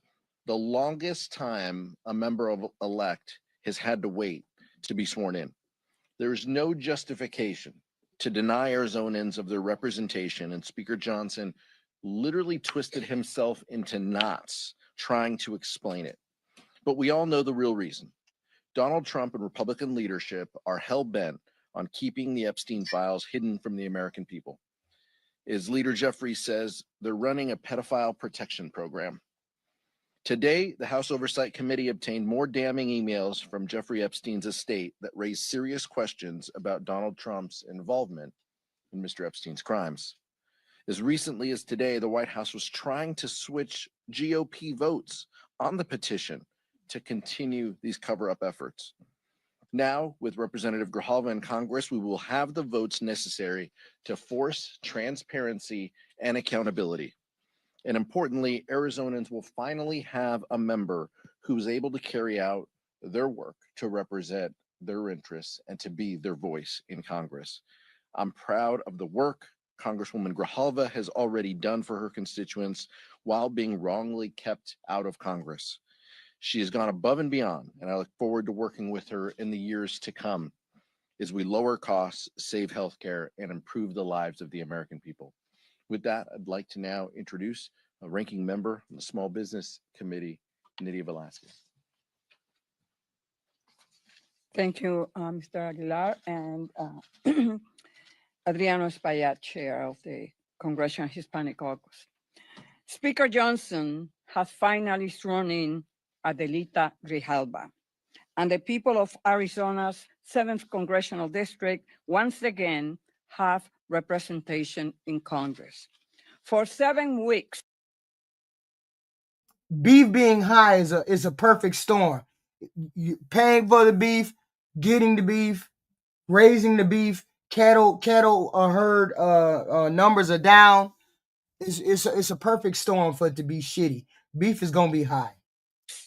The speaker left the people of Arizona 7th without representation, without access to constituent services, and without a voice here in Washington.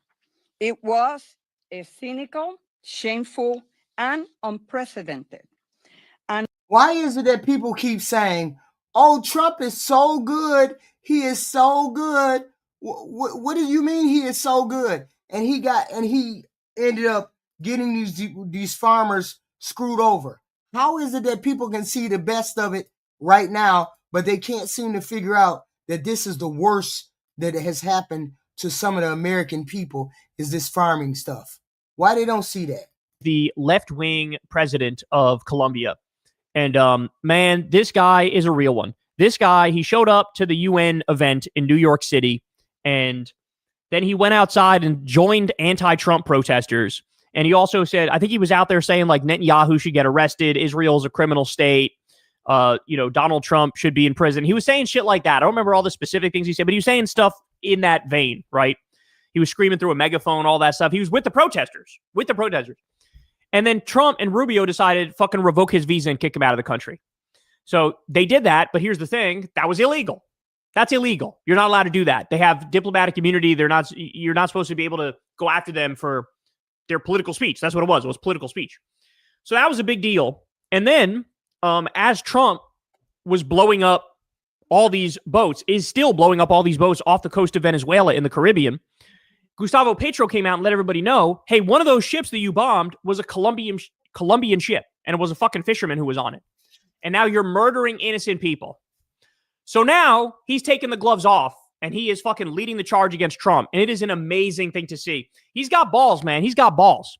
Because we learned that not only are they planning on doing regime change in Venezuela, but the plans that were drawn up included bombing places in Venezuela and bombing places in Mexico and Colombia. So they are directly threatened right now, and he's still out there spitting fire and telling the truth. So look at this. Colombian President Gustavo Petro, quote, "A clan of pedophiles wants to destroy our democracy, to keep the Epstein list from coming out. They send warships to kill fishermen and threaten our neighbor with invasion for their oil. They want to turn the region into another Libya full of slaves." God damn, y'all. God damn. This dude, he's spitting. He's spitting. All right, so I'm going to play, let's play some of this speech here. I haven't seen this yet, obviously speaking in a different language, but I'll read it for you as we go here.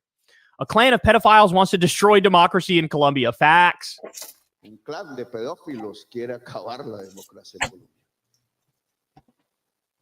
Duro, sí. Harsh, yes, but that's the reality. Esta la realidad.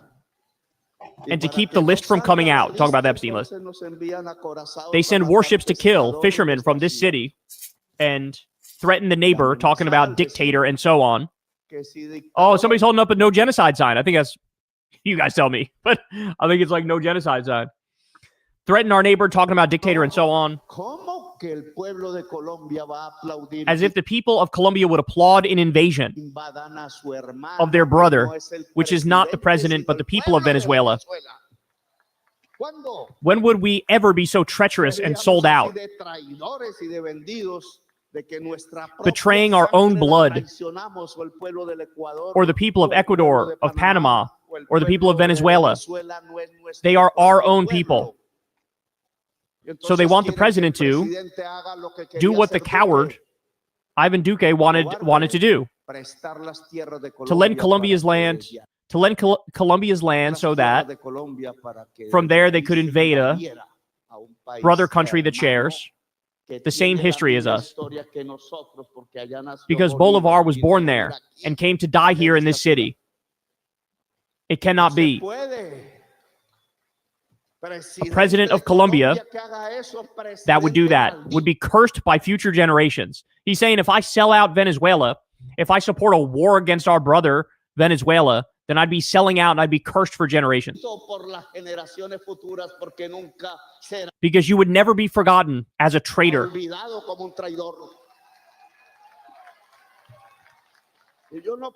I do not belong to those who wanted to kill Bolivar.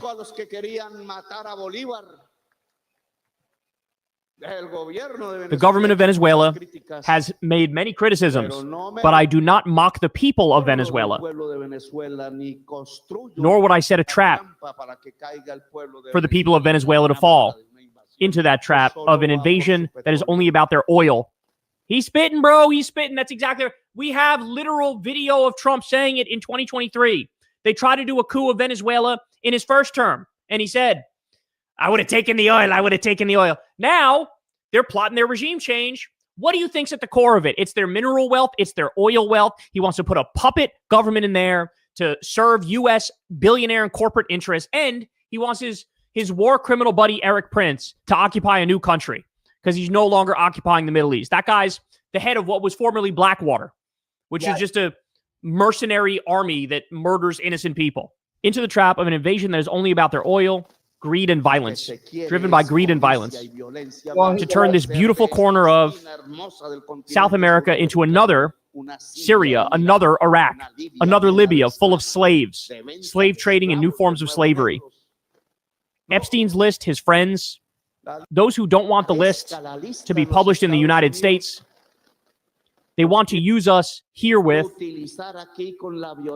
violence so that the people of the United States don't think about their own government, but instead get consumed by xenophobia, racism, ideas of racial superiority, and other false beliefs. And they use us to avoid addressing their own problems. And that's the problem. They love to stir up hate between the people here and the regular, everyday, ordinary American citizens. They want us to be at each other's throat. They don't want us to see what they doing. That's the thing. Here's my girls. MAGA is in absolute shambles with the drop of the Epstein files, and the parallels between MAGA men and the Nazis are coming in, and science is proving that there is a micro penis link. Stay tuned. This is going to be piping hot tea first, right out of the gates. We have MAGA apologists, and now I guess this is really disturbing that a woman could say this. Agree. This is Megyn Kelly. And she is moving the goalposts on what consent is, on what pedophilia is. Play the clip. For Epstein, I've said this before, but just as a reminder, I do know somebody very, very close to this case who is in a position to know virtually everything. Not everything, but virtually everything. And this person has told me from the start, years and years ago, that Jeffrey Epstein, in this person's view, was not a pedophile. This is this person's view, who was there for a lot of this, but that he was into the barely legal type. Like he liked 15-year-old girls. So isn't that pedophile? So if they're 15, it's not pedophile, but it got to be 8. Is that what it is? 15 is not a pedophile. No, Carlos. Not Carlos. Don't do that. Don't do that. Don't put this on the Democrat. We talking about your pedophile president. Don't do that. Don't come in here bitching about the Democrats. This is about your president. And I address your president. Don't address Democrats. Address your president. Realize this is disgusting. I'm definitely not trying to make an excuse for this. I'm just giving you facts. That he wasn't into like 8-year-olds, but he liked. That's what they're planning to do. They plan to make a regime change in Venezuela so they can have control over the oil. The very young teen types that could pass for even younger than they. You see what I mean, Carl? You see what I mean? No, you see what I mean, Fred? You see how you maggots come in here and call me names? You see how they do that? And then you wonder why I call y'all maggots? This one, this Carl S. is exactly what I'm talking about. Come in the room calling people names. Were, but would look legal to a passerby. And that is what I believed, and that was what I reliably was told for many years. And it wasn't until we heard from the right ain't no pedophiles war, baby. Your president is a pedophile. Your president was friends with a pedophile. Address your president. War, baby, what do you have to say about your president? What do you have to say about your president? Carlos, what do y'all have to say about y'all president? Pam Bondi, that they had tens of thousands of videos of alleged. We have proof. We're not finna do that. You're not finna gaslight us. You ain't as good as You ain't as good as Donald Trump. Stop trying to gaslight us. You ain't as good as he is. Forgive me, they used to call it kiddie porn. Now they call it child sexual abuse material on his computer that for the first time I thought, oh, only to an idiot, Carlos. Oh, no, he was an actual pedophile. I mean, only a pedophile gets off on young children abuse videos. She's never clarified it. I don't know whether it's true. I have to be honest. I don't really trust Pam Bondi's word on the Epstein matters anymore. Yeah. So, okay. So let me just tell you, if you know somebody who was in Jeffrey Epstein's inner circle, who is trying to make split hairs about the age gap in certain victims of rape, and then you're repeating that as though that is a credible person, what you're repeating is the mindset of all of the people within this pedophile cult ring. And Trump, who she, defends, and it's a hill she'll die on to support this man, on Howard Stern and other places, he basically doesn't think a 12-year-old, a 13-year-old is off limits. I have read a bunch of what Jeffrey Epstein reportedly said and how he justified his behavior, and he justified it exactly like this. Well, in certain parts of the world, the age of consent is younger. So having sex with younger girls, it's just an arbitrary construct. This to me falls so flat on its face, and there is zero justification for this. Full stop. But it's unbelievable. And I just think that there is an effort that women are playing in this regime to use their gender to help justify the objectification and the discussions of the erosion of civil liberties for women. And it's not just this administration. We see institutions that are engaged in this as well. Same thing. This is what Megyn Kelly is doing. She's trash. Megyn Kelly is trash. She's trying to make a distinction that really ain't a distinction. 8-year-old, 5-year-old, 15-year-old. They're still children. Okay. These files need to be released. Let's just be clear. These are not the files. Y'all hit the like, share, and subscribe button. We have this content every day. We have content right now, and we'll have content later on at 10 o'clock. Later on this evening, we'll have more content. But hit the like and the share button, please and thank you. They're trying to come up with ways to justify this. We're not talking about Democrats. Get off the Democrats. Stick on the fact that your president is a pedophile. Stay on that. Stay on that. Stay on the fact that this is your pedophile president. Stay on it. Stay on that. Don't get up off of that. We ain't talking about nothing else but your president. This is all Trump. All Trump, all Epstein. This is your pedophile president. Don't get up off of it. Don't try to pivot, because y'all love to pivot to everything else. Y'all love to pivot. You maggots love to pivot. Instead of standing on your square, that's why I say you Republicans don't stand on nothing. You don't stand on anything. You hate. And then when somebody want to call you on the carpet, you're always turning around saying Obama, Biden, Harris. You're always saying everybody else except your president. Your president. You never do any pushback for your president. You're always caping for your president. You never have any pushback. That's why y'all stand on nothing. Because the minute you run in the room, it's name calling and it's we hate gays, we hate trans, we don't want nobody in the bathroom with us. We don't want no gay people having surgery. We don't want to have no legal immigrants. We don't want no immigrant people here. We don't know no pedophiles here. All this cultural bullshit that never puts the country first. Y'all never stand on nothing. You don't stand on nothing. You have nothing to stand on. When people turn to me and they say, what do you believe in? What did the Democrats believe in? The Democrats believe in helping the poor, the elderly, the handicapped,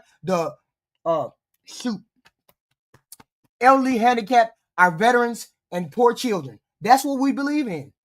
What do y'all believe in? Oh no, we believe in not letting the gays in our house. Who the fuck cares about gays in our house? Oh, I got this convergence. I got this. They don't bother me. These ain't nothing but maggots. These are zombies.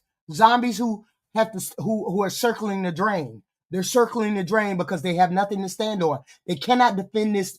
They cannot defend this president who is a pedophile. They cannot defend anybody.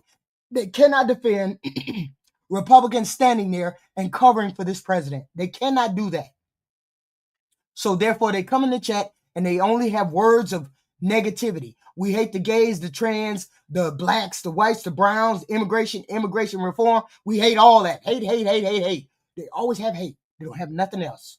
That's why they don't stand on nothing. And that's why everybody is looking at them like, y'all don't got shit over there, do y'all? Except tax cuts and tax on overtime. Y'all ain't got shit over there, huh?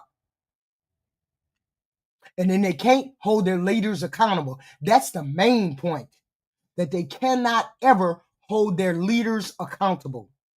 They always over here talking about Biden, a Hunter laptop, Kamala ain't got no brain, Biden is the worst president ever, but don't have nothing to say about their president who done got us into 3, 4, 5, 6, 7 wars,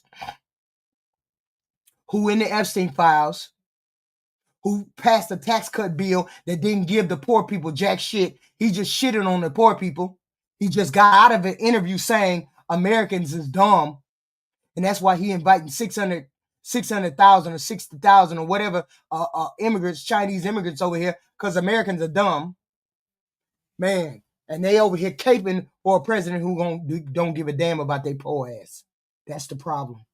So I'm good over here, Convergence. I got this. I know how to handle these maggots. The maggots are, they zombies, and they circle in the drain. That's what they doing. All right, moving along. You may remember before he picked Pam Bondi. He over there trying to start fighting Nigeria over a fake-ass war. He over there supporting the damn genocide that's happening in Palestine. Stop it. Kanks picked Matt Gaetz. And here's a really disturbing story dropping. Kylie, pop this up. For the first time, the story of the 17-year-old girl who testified that she had sex with Matt Gaetz for money. She was living in and out of a homeless shelter. She was working at McDonald's.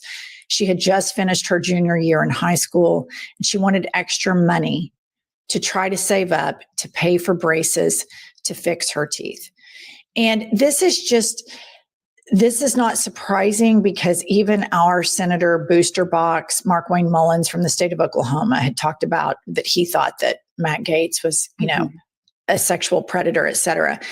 But in the MAGA world, they just continue to make space for this. And because the girl was poor and or homeless, she's immediately dehumanized to MAGA white evangelical Christians. There is an immediate. That's exactly what they did. And you know why? Matt Gaetz is guilty. Matt Gaetz was in the House of Representatives. Matt Gaetz led the charge to get rid of McCarthy, the House Speaker. House Speaker McCarthy, he led the House right before Mike Johnson. Matt Gaetz led the charge to get rid of McCarthy. Why did he lead the charge? Because McCarthy wouldn't stand up for his pedophile ass. McCarthy said, I'm not covering for you. When the law come from you, I'm not covering for you because you're a PDF file. That's why Matt led the charge to get rid of McCarthy.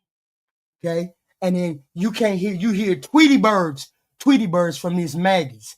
You hear Tweety birds from the MAGAs because they can't accept reality.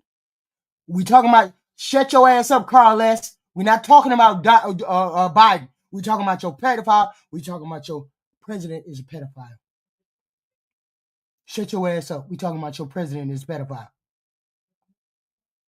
That's what we talking about. We ain't talking about nothing else. Ain't got nothing to do with Biden. Biden ain't never went to jail, never been to prison. Ain't nobody got no emails or nothing on no Biden doing no weird shit like this. We talking about your president. Your president is a pedophile. At worst, he knew about it. He knew everything about it. Okay? He knew everything about it. I understand you got to cope. I understand you got to cope. I understand that you got to cope. And I understand y'all don't want to believe reality. See, this is what it's called, y'all. Gaslighting.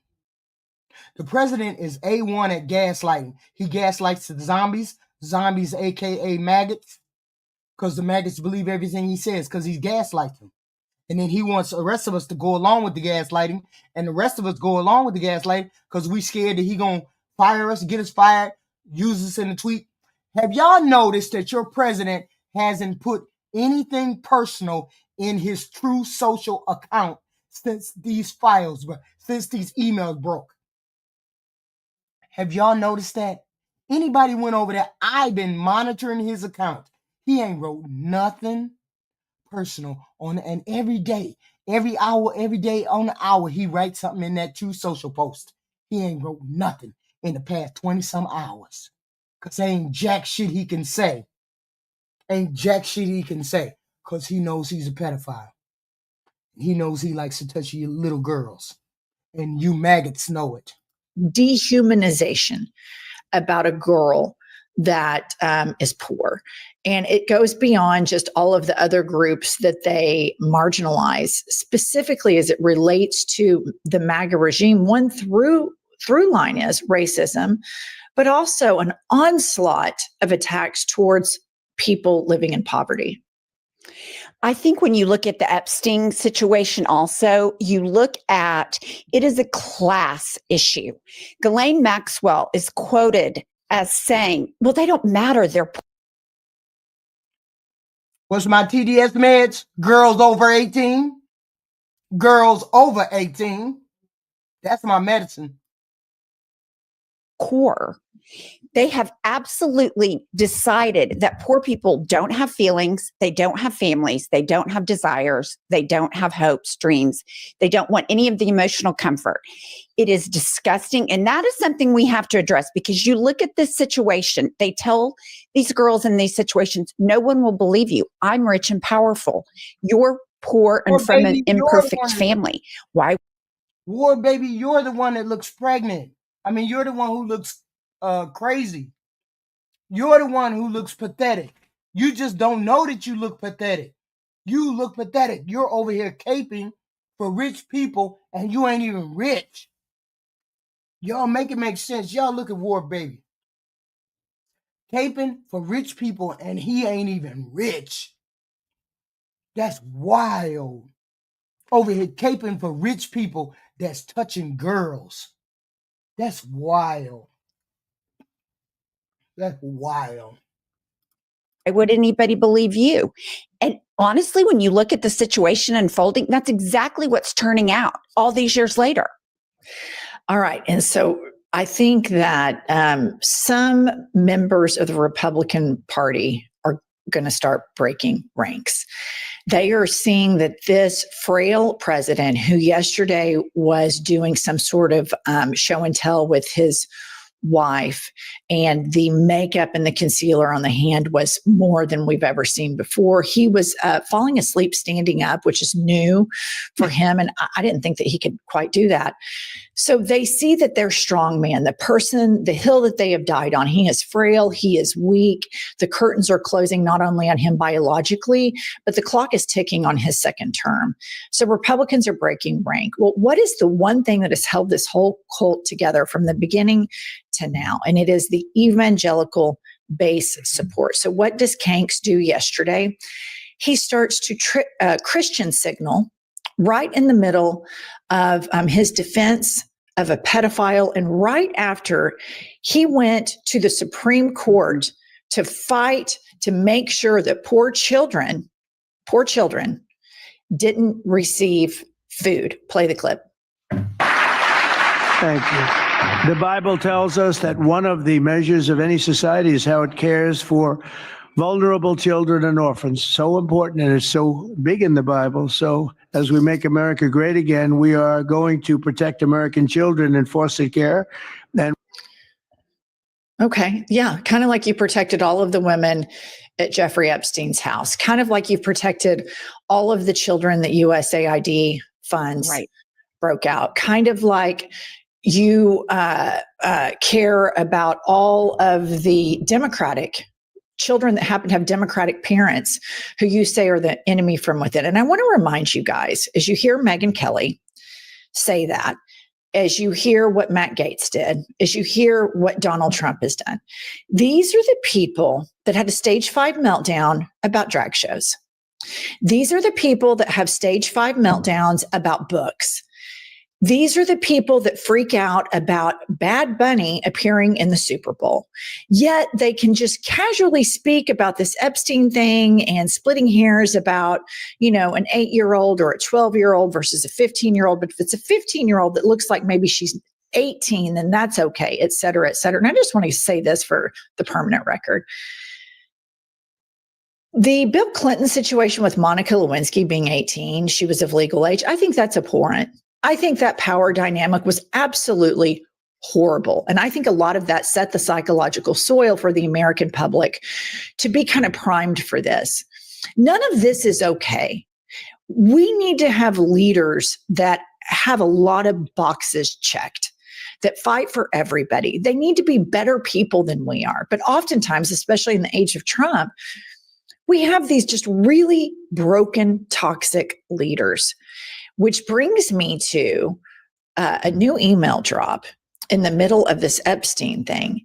And y'all can make of this what you will. The tweet says, in one of the leaked emails, Mark Epstein, Jeffrey Epstein's brother, suggests to ask Steve Bannon if Putin has, quote, the photo of Trump blowing Bubba, to which Epstein replied, and I thought I had Thesaurus, which is Yiddish for troubles. Who is Bubba? So Bubba was Bill Clinton's nickname. I don't think Kanks gave Bill Clinton a BJ.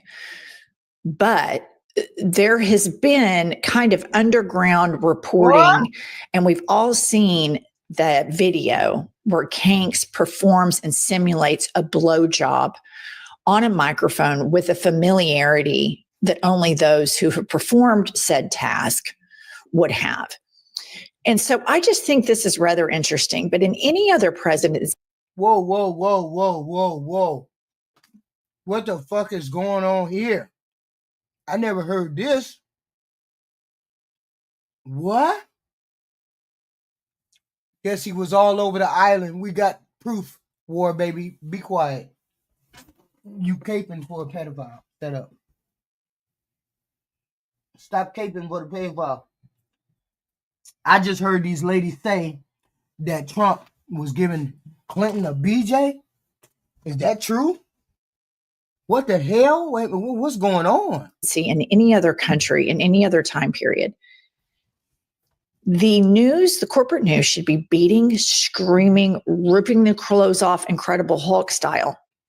It keeps coming up. Epstein gave all of this information to Vladimir Putin. Now we've got Kanks given a blowjob, and Putin has that. It says it right there. Kanks blew somebody, and Putin has that information. Whoa. Putin was in direct contact with Jeffrey Epstein. We all saw Helsinki. We saw where the sitting president of the United States took the side of Russia over American intelligence officers. We saw the Alaska bend over, and these people interpretation of the files. What is going on? So we heard from people on site that the administration and the supporting staff of the president, after they had a closed door meeting with Putin, came out and looked like somebody who drained the blood out of their bodies. Multiple sources.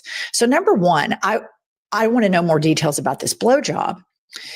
And number two, did the Biden administration know that Vladimir Putin was talking to Jeffrey Epstein and that Vladimir Putin had even more compromising information on Kanks? And did they decide to sit on that because of polling and focus groups and all of this stuff? There are so many questions that need so many answers in order for our democracy to survive. But this whole thing with Epstein and Putin communicating directly, to me, is not getting the airtime that it needs.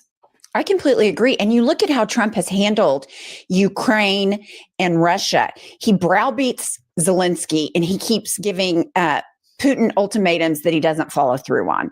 He goes the end around of taxing and sanctioning other countries, but not Putin.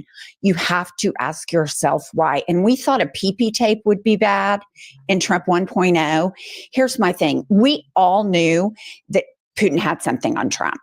Now we realize it was hand-fed to him by Jeffrey Epstein. And that is why Trump is such a pussy. And he says, oh, I thought he liked me. I thought we'd, settled the war. No, he doesn't like you. He fucking owns you. And furthermore, the American media isn't really covering this. Independent journalists, Democracy Now! Are covering this. And they've always done great work for decades. I've always followed their journalism. But they are also reporting that Israel has the same compromising information on Donald Trump, which then also takes you back to, which is Yiddish.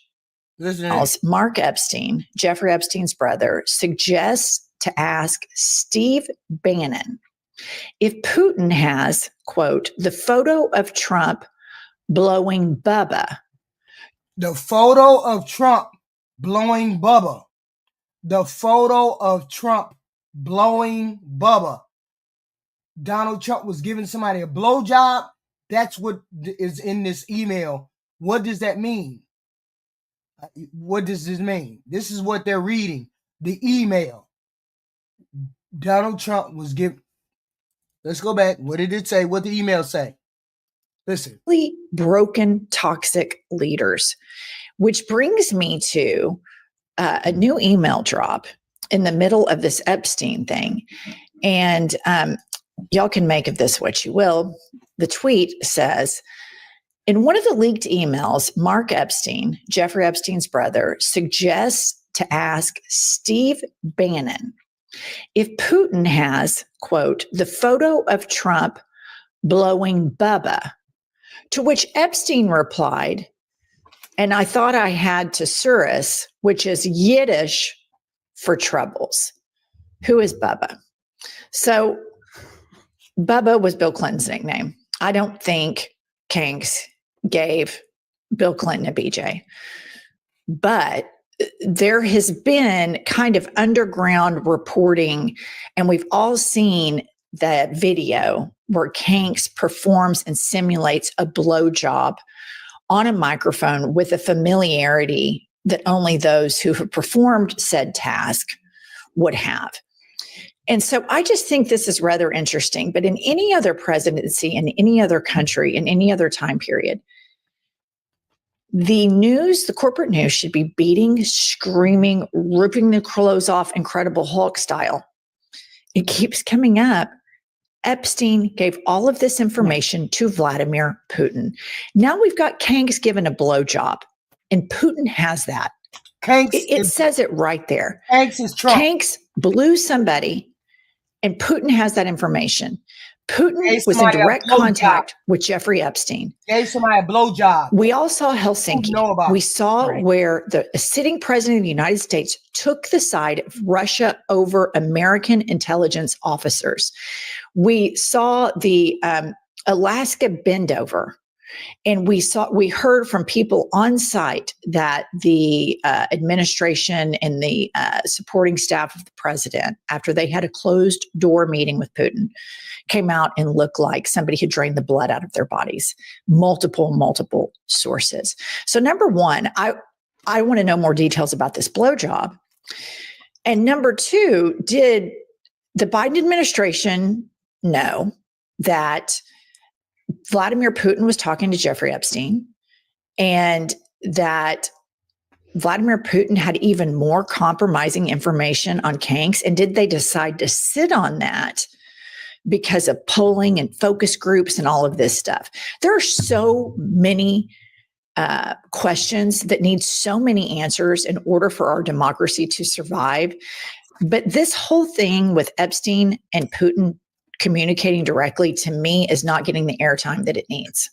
I completely agree. And you look at how Trump has handled Ukraine and Russia. He browbeats Zelensky, and he keeps giving Putin ultimatums that he doesn't follow through on. He goes the end around of taxing and sanctioning other countries, but not Putin. You have to ask yourself why. And we thought a PP tape would be bad in Trump 1.0. Here's my thing. We all knew that Putin had something on Trump. Now we realize it was hand-fed to him by Jeffrey Epstein. And that is why Trump is such a pussy. And he says, oh, I thought he liked me. I thought we'd, settled the war. No, he doesn't like you. He fucking owns you. And furthermore, the American media isn't really covering this. Independent journalists, Democracy Now! Are covering this, and they've always done great work for decades. I've always followed their journalism, but they are also reporting that Israel has the same compromising information on Donald Trump, which then also takes you back to a Biden situation. Biden gave Netanyahu a blank check. And Biden obviously knew that AIPAC was donating out the wazoo to get, Trump elected.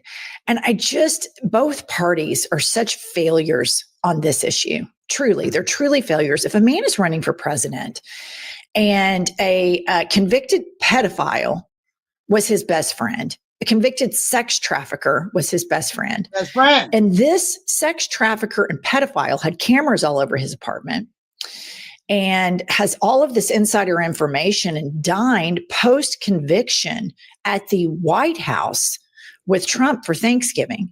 And he's having conversations with Vladimir Putin and Benjamin Netanyahu. And we're just now finding out about this. How are we as citizens supposed to trust either government, Republican or Democratic, to keep us safe? You don't get to say you're all about national security. And then everybody's sitting on this bullshit. It's just wild. All right, let's take a moment. That's it. So that's the one thing, those ladies, that's the one lady, but this is our last lady right here, who's very good. So let's listen. Asked if the 8 senators, the 7 Democrats and the 1 independent who voted with the Republicans to put forward a continuing resolution to fund the government through January 30th, 2026, with some other things attached to it, if they knew what was going to happen with the Epstein issue, and that this was sort of a very clever backroom deal that they did.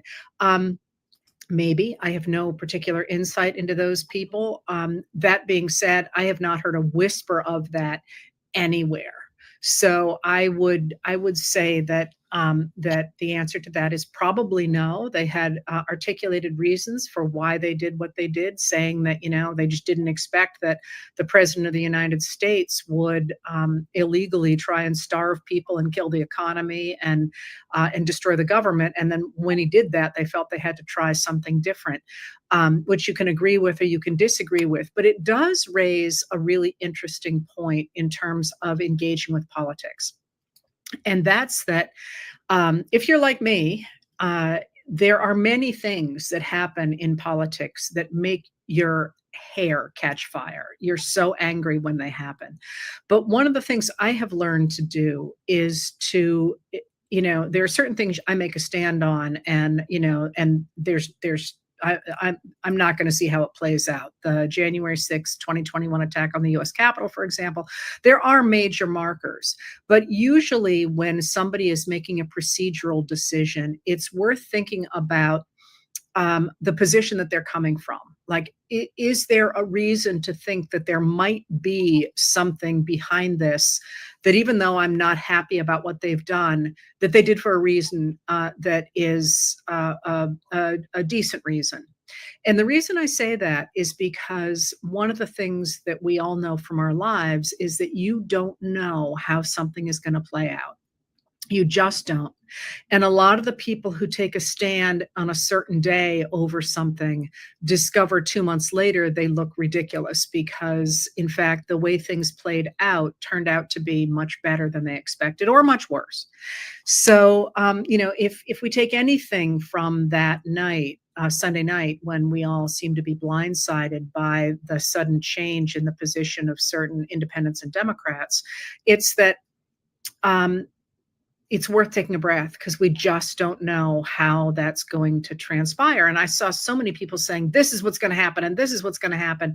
And that, at least as a historian, I don't ever make the mistake of doing, because one of the things you know when you study history is you just do not know how things are going to play out, because you just, somebody could make some brilliant gesture or whatever and step out of the front door and get hit by a bus. You just do not know how things are going to play out. So I don't think they knew that that was going to happen, but I could be wrong. It seems like it has added momentum to the idea that what they did was a good thing, but I'm not sure I would read retroactive credit to that. I think you can take what they did in terms of the way they talked about it and what it accomplished for people who were out of work, for people who didn't have coverage under SNAP, which, by the way, has now been extended at least through September of 2026. I haven't been able to figure out when the last date is on that, and I was too busy today to check. And it's managed to take the federal employees off the table when they have to start negotiating again in January. So it actually did accomplish many things like that. It did not extend the premium tax credits for the Affordable Care Act. All of the Democrats are continuing to push that. Legislation that the Republicans passed in July ended that at the end of December. That's the way they wrote the laws. That's the Democrats were protesting that, but that's the way they didn't add that to the bill. That's just the way our legislation was written in July by the Republicans without any Democratic votes. All right, so if that's what's going on, what happened yesterday? Well, why did it keep saying? You Democrats wrote the bill. You Democrats voted for it to end in December. No, they didn't. It was the Republicans. Because after the Senate passed that measure, and y'all make sure y'all hit the like, share, and subscribe button, please and thank you. I need you to hit the like, share, and subscribe button, please and thank you. It was very important that the measure that the Senate passed was not the same as the measure the House passed. Because what House Speaker Mike Johnson, a Republican of Louisiana, was trying to do is he was trying to force the Senate to pass the version that he had rammed through the House without Democratic votes, because it's what Trump wanted. He was trying to force the Senate to do that, and Trump kept going to the senators and saying, "Do it, do it, do it, do it, do it." Even if the Democrats won't go along with it, all you have to do is get rid of the filibuster, and there is a system for getting rid of the filibuster. You got to get rid of the filibuster, and as soon as you've gotten rid of the filibuster, we can basically make me a dictator. We'll get rid of early voting. We'll put up a major ID that knocks out Democrats. And he literally said the Democrats will never win again.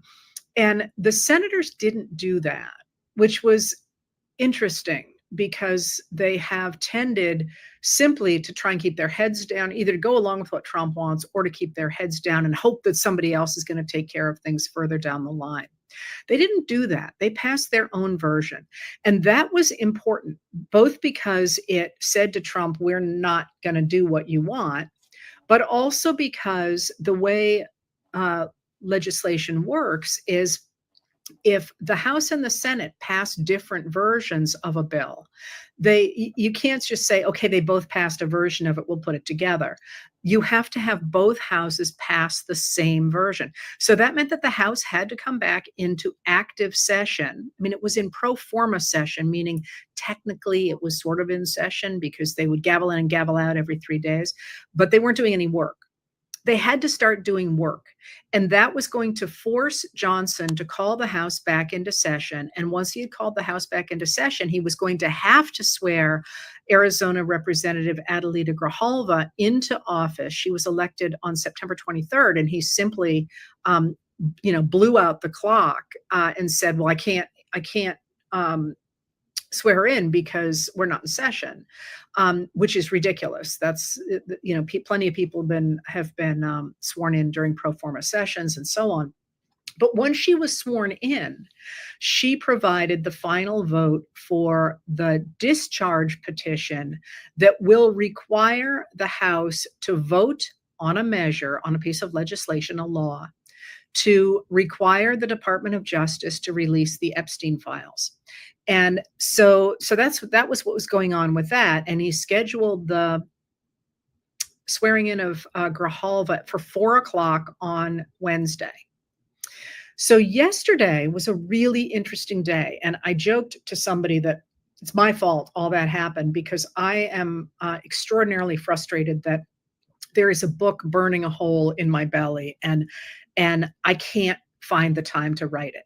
So I got up the crack of dawn yesterday. Before noon, I had knocked off letters of recommendation. I'd finished reading a dissertation for someone. I'd had a bunch of meetings. I'd gotten everything done. And I'm like, 1 o'clock, that's it. Just going to work on the manuscript from now until I have to start writing the letter. This is it. This is my day. Here goes the manuscript. And then I opened the news, and it was just every few minutes, there was something else dropping. And I was like, there you go. It's all my fault.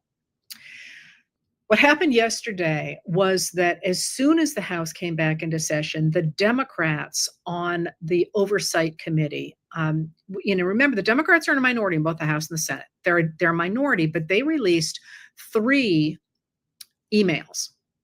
And those emails were the ones in which Jeffrey Epstein said that Trump knew what was happening with the girls, that he had spent hours, I think it was plural, with a victim at Epstein's house. And I'm afraid I don't remember off the top of my head what the third one was. They were all jaw-dropping, simply jaw-dropping, career-ending for any other politician. And on the heels of that, the Republicans on the Oversight Committee, and in fairness, the chair of the Oversight Committee is James Comer, who is a Republican from Kentucky, and seemingly not the brightest crayon in the box, let's put it that way. He keeps sort of tripping over his own feet. And if you're ever looking, well, you probably won't be. This is sort of political historian humor. The fight that he got into with a representative from Florida, calling the Florida guy a Smurf, who then proceeded to dress like a Smurf in sort of bright blue for several days and totally make fun of him, was kind of a highlight of the last Congress as far as I was concerned. Comer's the chair of Oversight, and he's the one who tried to discover that former President Joe Biden had taken bribes from China, I think it was. I mean, there was never anything there at all. Turned out their star witness had made it all up. He ended up pleading guilty of lying to the FBI. And by the way, Trump just pardoned him. I think it was last week. But so Comer was in charge of this, and he produced a statement saying this is the Democrats cherry picking, and this is all political. And then, the obvious answer to that is, well, if they're cherry picking, release everything. What he then did is he released about 20,000 documents out of a cache of about 23,000 documents. And that's what everybody was watching in the afternoon, is going through those and finding what was in them. And what was in them was hardly exonerating for Trump. And it also pulled a whole bunch of other people into Epstein's sphere. And I'm not sure I'm going to bother to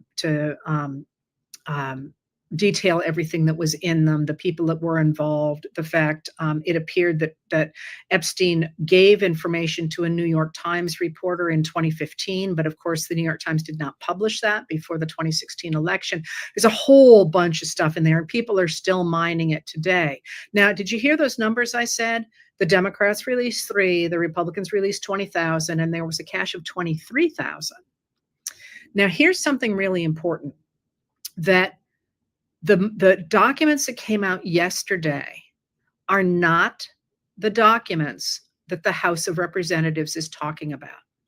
Those that came out yesterday are from a group of documents that the Democrats on the House Oversight Committee forced Comer and crew to subpoena from the Epstein estate. So that's one cache of documents.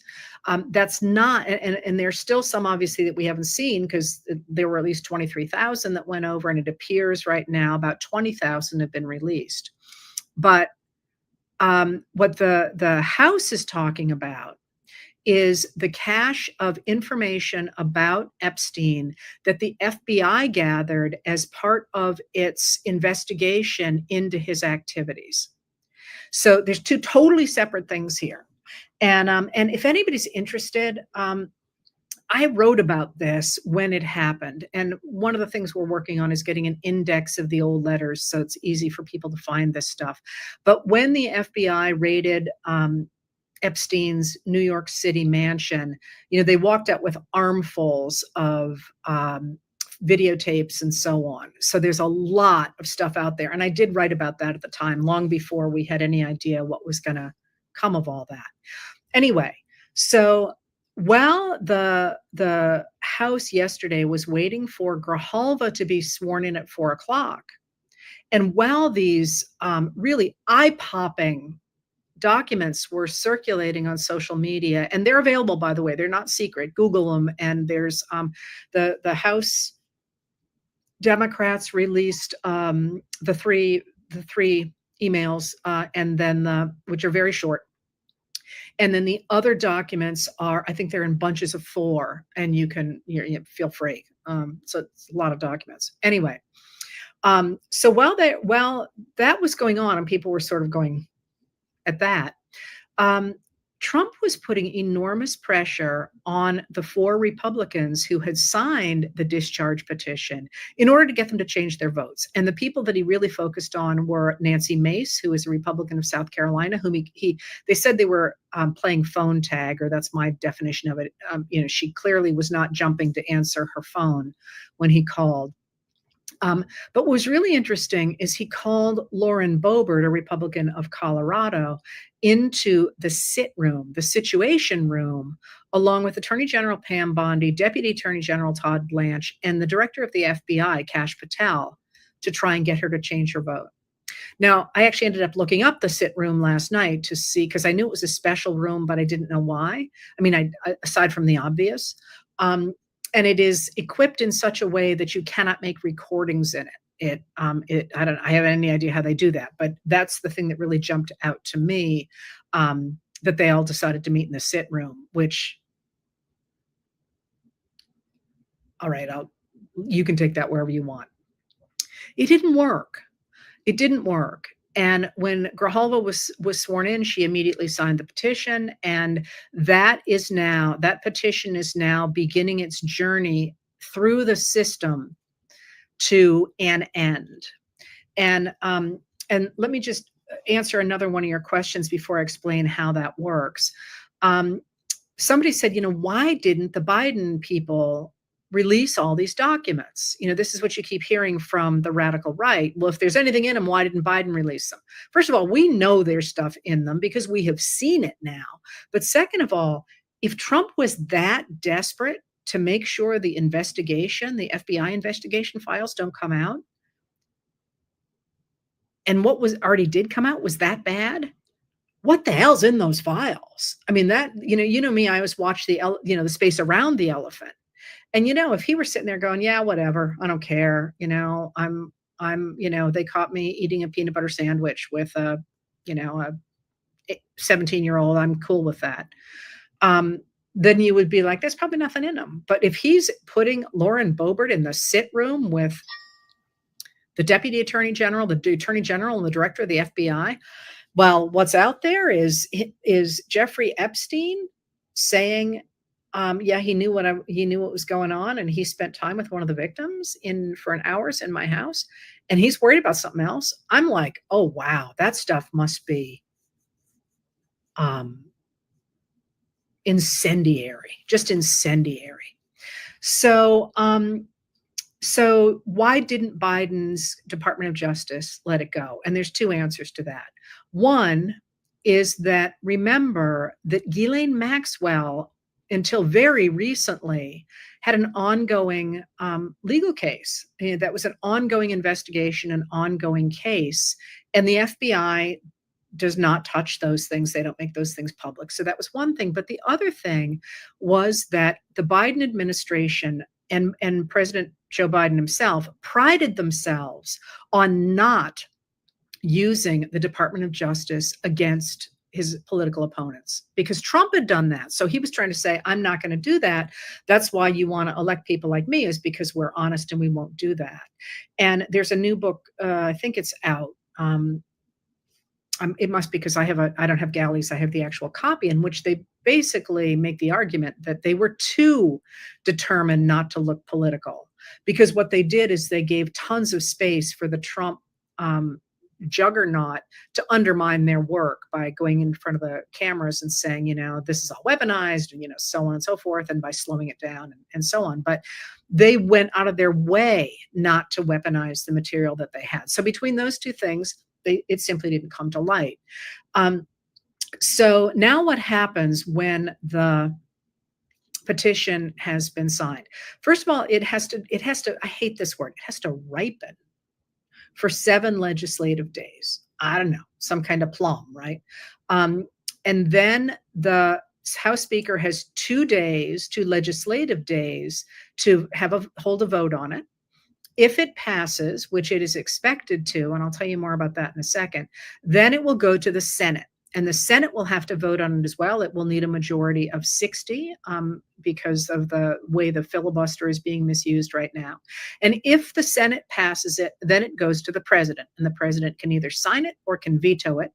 If the president vetoes it, it can go back to the House and the Senate, who can override his veto, which happened once during his first term over an appropriations bill. Interesting appropriations bill, by the way. That I won't go into right now.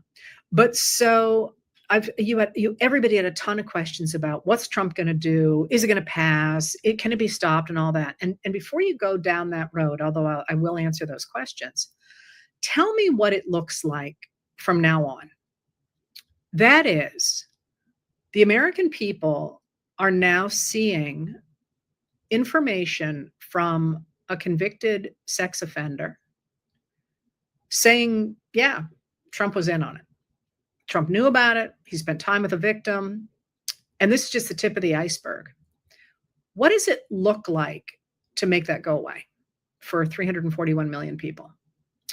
And that's sort of the way I do politics. Like, certain things blow over for sure. I don't see this blowing over no matter what happens. And that actually matters when you think about how Republicans are going to handle this, because it is rumored, and it hasn't happened yet, but it is rumored that Republicans in the House are expected to vote really quite heavily in favor of releasing those files, for the simple reason that their constituents, especially the MAGA Republican constituents, elected the Republicans with the promise of releasing the Epstein files. And now what lawmakers don't want is to get caught in a cover-up, because first of all, many people will interpret that as meaning, hey, you're probably in them, whether or not they are, but also because that's simply going to destroy them politically. So if it goes through the House and it goes to the Senate, what's the Senate going to do? And there's a lot of factors that go into what the Senate might do. If they go after Trump, and if it turns out that these files really are as explosive as it sounds like there are, and there are rumors showing up in Politico, among other places, that the Republicans are very worried about what are in those files, because people from the Department of Justice and the FBI have been warning them that they're bad. Still just rumors, who knows? If they decide not to go forward with those files, the Senate does, and it turns out that more comes out and they are as explosive as it seems they might be, what just happened to your political career? By the same token, though, you may not want to hurt Trump that badly if you're a Republican in the Senate, because you don't want J.D. Vance to take over, because you might want to be president in 2028 and an incumbent has an advantage. So think about those things and think about which way you would leap. Now, one of the things that would determine how you would leap is how powerful is the president? How popular is he? I mean, is this going to blow over because people love him so much, the way, for example, the impeachment of Bill Clinton blew over because his popularity actually went up during the impeachment hearings, to the point that the Senate basically just wanted it to go away, and they had a vote behind closed doors really quickly and said, never mind, oopsie poopsie, forget we did this? Or is he so unpopular that you're hitching your wagon to a falling star, and not in a good way, to a sinking star? Well, right now, Trump's popularity is the national average of the polls. The last I checked was at 41%, which means that's the good polls and the bad polls put together. That's extraordinarily low. Other polls have had him as low as 33%, which is really low. And there doesn't seem to be any sign that that's going to get better. So the economy is not doing well, and people are very angry about it. I did just pull the numbers this morning, and I'm afraid I don't remember off the top of my head. I think it's 65% of Americans are worried about prices. That's another high number. Similarly, Trump is facing a real problem now with his tariffs, because the Supreme Court on November 5th held this hearing about whether or not they are unconstitutional. And they, of course, are the centerpiece of Trump's economic vision. And they certainly sounded as if they were going to say that his tariffs were unconstitutional.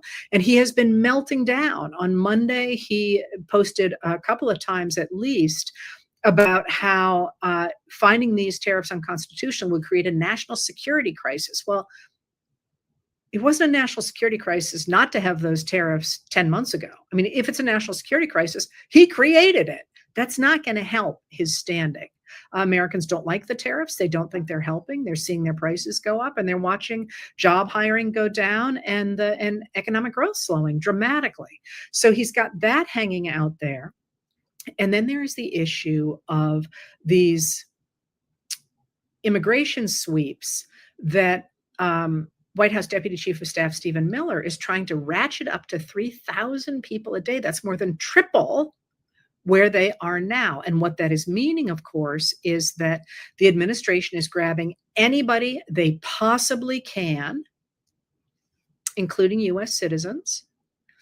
And the stories of how they are treating those people are coming out, despite the fact that the administration has worked very hard to limit access to detention centers, for example. And the stories that are coming out are so bad that two of the human rights organizations said that the U.S. had sent the Venezuelan undocumented immigrants that they sent to El Salvador earlier in the spring, that they were subjected to systemic torture.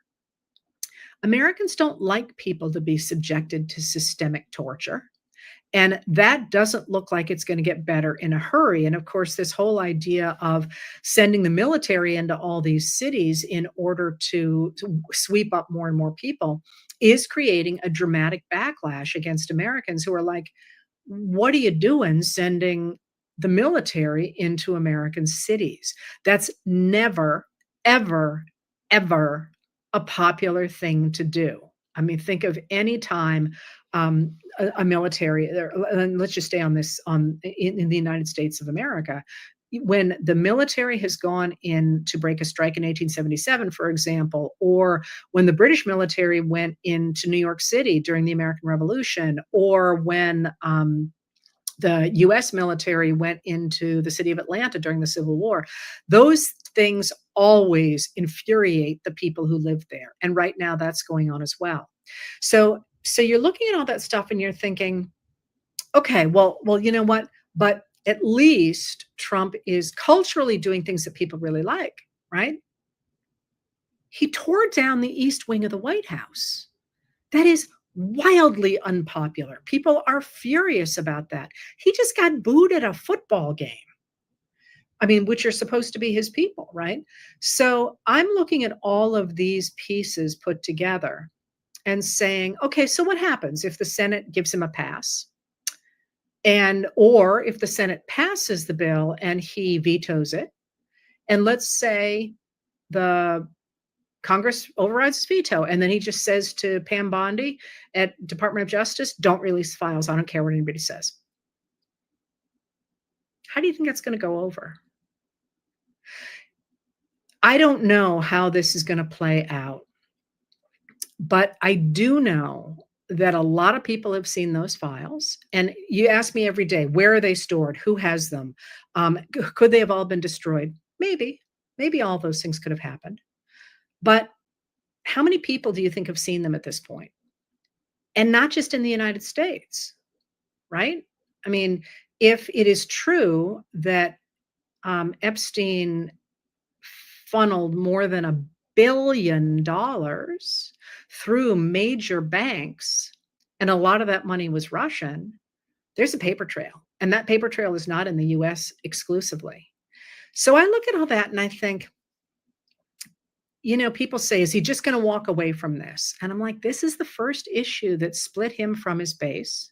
He is extraordinarily unpopular and getting more unpopular. He is extraordinarily erratic. Here's a newsflash. You don't tear down the East Wing of the White House on a whim unless some screw is really loose. And that's another piece of this. He keeps falling asleep in meetings. He is badly incoherent when usually when he speaks. Sometimes he pulls it off, but he's not holding stuff together very well. And he's got 3 years left in his term. I don't see this ending in a way that leaves him in greater control than he has had in the past. That is, you know, Eric Swalwell yesterday said, this is the beginning of the end. I'm not sure it's the beginning of the end. I think the end and the beginning have been going together for a while. That's kind of the way the world turns. But I don't think it looks terribly good. And there are, I didn't mention, because I can't actually see my notes here, although I ought to. Somebody asked, what about the apparent buildup to an attack on Venezuela? What about that? You know, there is an attack in the administration on these boats that allegedly are delivering drugs to the United States, although Venezuela is not a purveyor of fentanyl into the U.S. That's the fentanyl tends to come from Mexico after precursor chemicals go from China to Mexico, not Venezuela. Venezuela, to the degree it produces drugs, tends to produce drugs like cocaine. And those speedboats are a long way from the U.S. So, you know, part of what is going on with those attacks is Trump simply flexing the muscle of the United States, but also possibly trying to rework world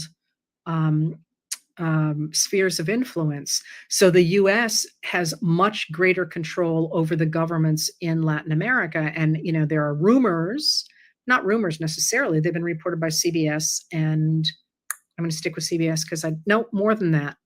I just read 3 articles a minute ago. I don't remember. That they're talking there, that various members of the administration and the military have given Donald Trump plans for attacking Venezuela. How do you think that's going to go? And do you think that will help him retain support in the United States? And all I can say is to put all this together is, like I say, like I started, I was saying, I don't know what's going to happen. I don't know what's going to happen tomorrow at all. But if you look at the trend lines around us, they are not appearing to trend toward a terrifically successful authoritarian president taking over. They are trending toward the American people being incensed at this administration. And when that happens, they will continue to put pressure on their elected officials and on incoming voices to take a stand in many ways against not only this administration, but what really jumps out to me about the Epstein files and so much of what else is going on in the country right now is the fact that people are finally waking up to the fact this system has been rigged since the 1980s. And they are pushing back against that. And that's really important because what it does is it creates coalitions that break down political partisanship. That is, many of the people who voted MAGA did so, at least in 2016, because they thought the system was rigged for the very wealthy. And now, in fact, they're increasingly clear that it is, but a number of people who are not MAGA are saying the exact same things, and that will filter into new kinds of coalitions going forward. And one of the things that really jumps out if you read the Epstein files, more than anything, I mean, not more than anything else, the sexual assault of children is first and foremost. But the sheer entitlement of a group of overwhelmingly, but not exclusively, white men to be able to behave however they wish and to run the tables however they wish is the thing that is going to make these documents a symbol of this era in American history. Because it just, they're just the way they talk to each other about what they can do and the way that they should dominate people, all of them, not just Epstein and whoever else, you might associate with that, but sort of generally, we just get to do this. And Americans are waking up to that. And that's what the Epstein files really bring out, is the perversion of our democracy to create a world in which a few very wealthy men can do whatever the hell they wish. And so I'm looking at all these pieces going together. And what really jumps out to me is that things feel, which is useless. That and $7 now will get you a cup of coffee. They feel different. They feel like the American people have had enough.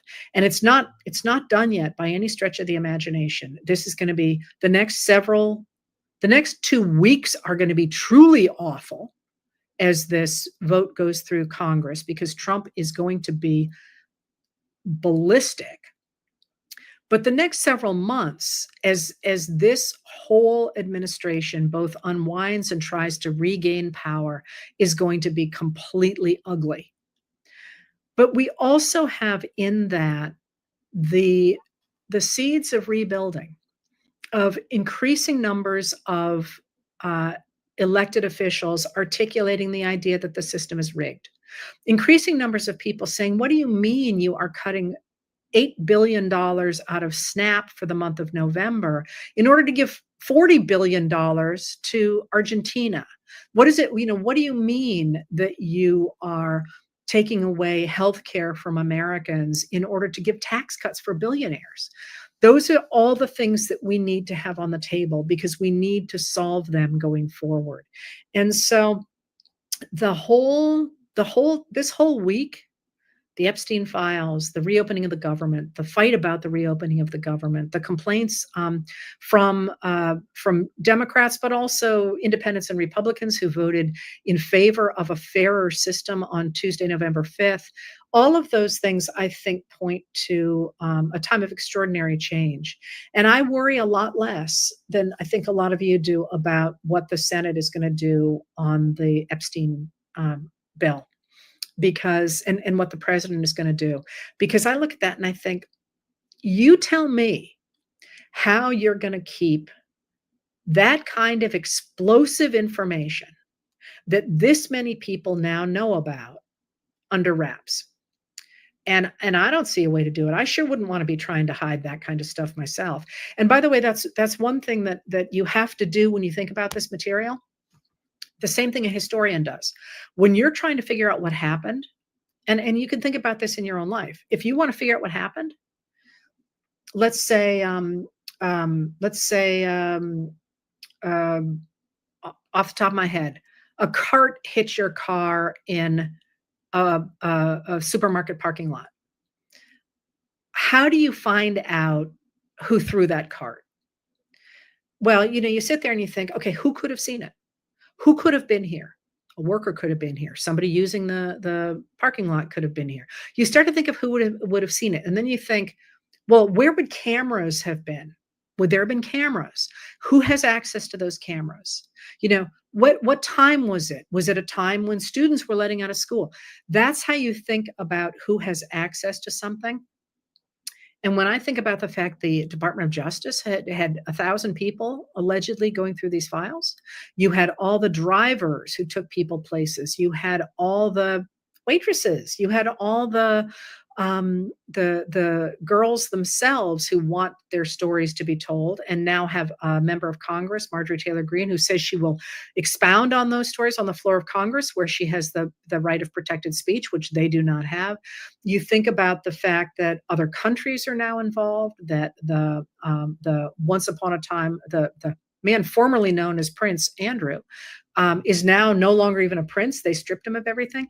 There's an awful lot out there that's going to be really, really hard to cover up. So I'm going to worry a lot less about how that vote goes. And I'm going to focus a lot more on steady, constant pressure on elected officials, on especially Republicans, by the way. Everybody always complains about the Democrats because they're like, you didn't save me. It's the Republicans who are doing it. Never lose sight of who's the actual perpetrator of something. Keeping up that constant pressure, getting involved, learning more, keeping up the pressure going into 2026. That's the story that I think we should take from the Epstein files, because they scream a world of entitled privilege for a very few, and give us a symbol to fight back against going forward. And that it just feels different. It just feels different to me now that all this has come out. Anyway, I hope that was useful. I can't actually read your notes because I don't have my my glasses on, nor do I know where they are. So you may never hear from me again.